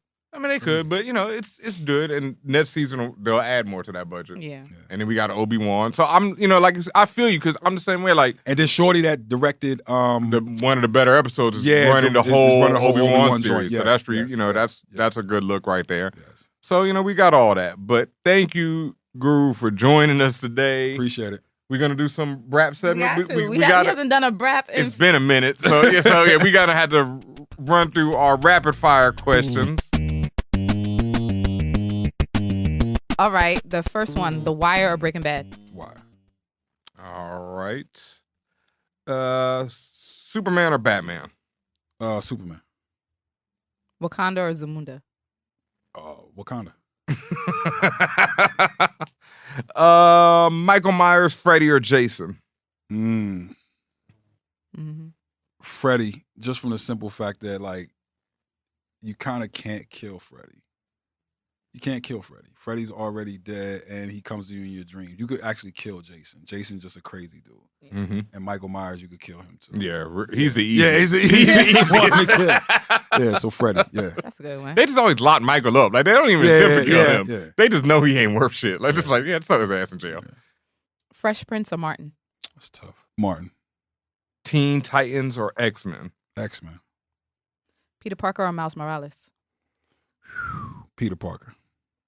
Not even gonna ask and hurt my feelings. Go ahead. Ask it. We already know. We've been asking for the last 45 minutes. Star Wars or Star Trek? Oh, come on. It's not even close. It's not even close. Not even close. Star Trek is the greatest show ever. And at the end of the year too. Thank you, girl. Magneto or Professor X? Neither. Wow. Ooh, why not? That's the first neither. Yeah. They both a little conflicted. Again, Professor X has a little bit of that arrogance. Super. No, not a little bit. All of it. Right? Yeah. Like that arrogance that I was talking about with Yoda. You know what I'm saying? Yeah, he's the worst. He's the worst. Yeah, Professor X is a of jerk. making those decisions of being like, yo, you're the leader, but who are you? Because really Wolverine is looking at him like, yo, what is you doing to her brain? Like what? Shout out to Steph I Will, who hates Professor X. She hates that nigga. As you should. Professor X is the worst for the most part. Bro, like you just took a little kid and locked off a percentage of her brain and said like she's not gonna be able to handle this. Which in essence, you trapped you trapped it and created like the Phoenix Force later on. you created it. It's like Wolverine said, like sometimes the animal don't like to be trapped. And you don't know, you are not as strong as her, number one. You know what I mean? She's way beyond you. So for you to put these psychic blocks in her brain and actually creates the Phoenix, you know what I mean? Yep. And what's the say? And then Wolverine, if he really wanted to, be like, yo, you a little kid to me. I'm way older than you, fam. Like, you're a little son to me. Like Wolverine could be like, yo, I'm way your senior. Like, you know what I mean? That's sort of thing. But so what's your issue with Professor X? No, Magneto. Magneto, sorry, yeah. Just because he's crossed the line already. Where he's just like, yo, he's been through so much in his life where he's just like, you know what? I tried it your way. I tried to be nice to these humans. They've put me through concentration camps, you know what I mean? They've put me through this and that. You use the worst emotions to pull my powers out of me. Like you've done all of these things to me over the years, and I think he has just become that thing of like, I tried, and he's just so far gone now that he's just on that side. So neither. Who I really think the most power, the potential to be the most powerful is Rogue. Yeah. Yes. Rogue has the potential to be the most powerful super, because if I can take everybody else's power, then that's almost what the memory. Everything. So abilities, everything. Yeah, it's like you can become the most powerful. Rogue was She's always been my favorite next to Thorn. Rogue was like, as a kid, that was the one for me. That Rogue was the one. my favorite X-Men all the way. That red hair. That red hair and that white stripe. Look, that white stripe did it for me. Let's see. Lex Luthor or Dr. Doom? Dr. Doom. All right. Dr. Doom, definitely. Favorite superhero movie of all time? Oh, God. It's too hard to say. But I guess Black Panther is now my favorite just because of the ideas and what it did for this generation. But I don't have one particular favorite. Okay. Yeah. All right. Who was your first geek crush?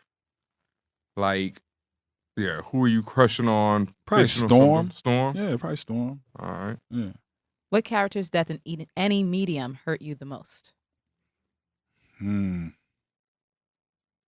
Character death in any medium hurt you the most? I don't know. Or alternatively, we're doing this new thing. What's character's death were you thrilled that they died? I don't know about thrill. I'm trying to think of what hurt me the most.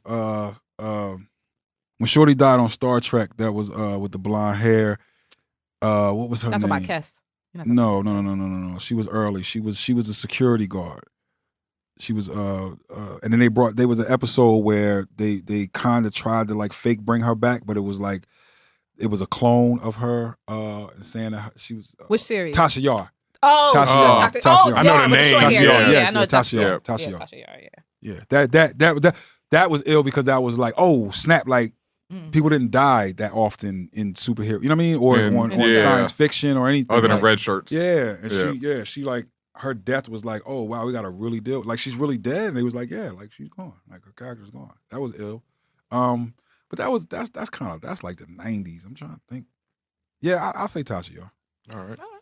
Favorite Wesley Snipes movie? Yo, you want to know something, bro?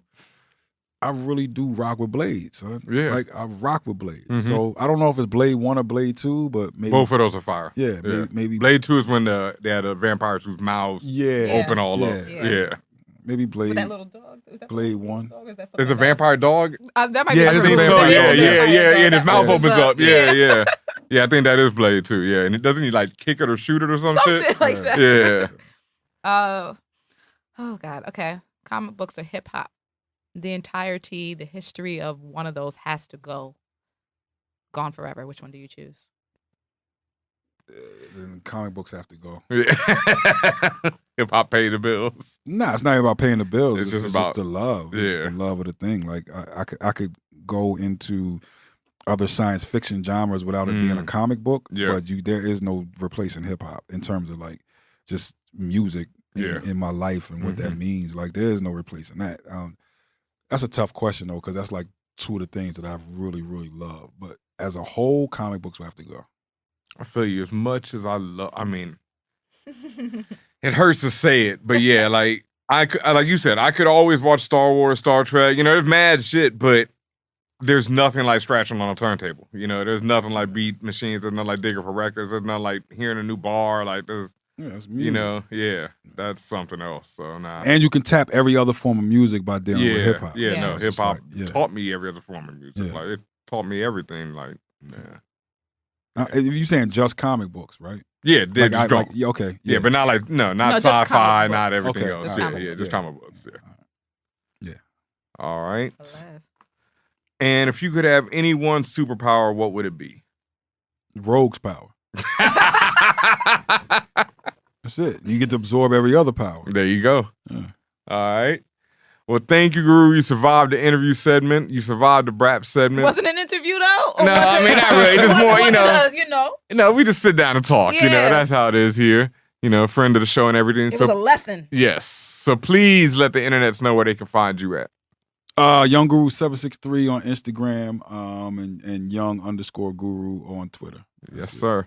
And any upcoming projects or anything you want to let people know about? I'm just working, man. I've been this year just trying to mix, just step out and mix a bunch of stuff. I just did like G Herbo's project that's coming out. I got a project with Volley that I produced. Volley Contra is his official name, just because like if you Google Volley, it's gonna give you tennis. Yeah.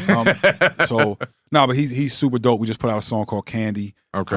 That's really, really dope. It's just a bunch of stuff, man. I just been trying to like mix and match a little bit more into just like I had time this year to like really deal with all the people that I've always been like, yo, I want to mix this, I want to mix that, you know, like and not being trapped into doing like a J album. 2017 was 444 and then a tour. You know what I mean? Like so 5 months I'm in the studio recording, then I toured. And 2018 was Everything Is Love for 5 months and then a tour. You know what I mean? Extensive. And even in that time I got to do Meek's album, which, you know what I mean? Championships, which to me is one of his better albums, like probably his best album. Got nominated, whatever. I still, you know, I have Rhapsody as an artist with me and Ninth. Fire. So we got to put out the Eve project, and then I got to do Jadena's album. So I just been, you know what I mean, trying to do other things after I got done with making J albums. So no more J albums? No, I mean, eventually, I want him. I wish he would get back in, but you know that happens when it happens, or like, you know, you just let him be him. He's dealing with some, you know, dealing with the management and dealing with a whole bunch of other stuff now. So we'll see. Enjoying life. Yeah, enjoying life. Yeah, as you should.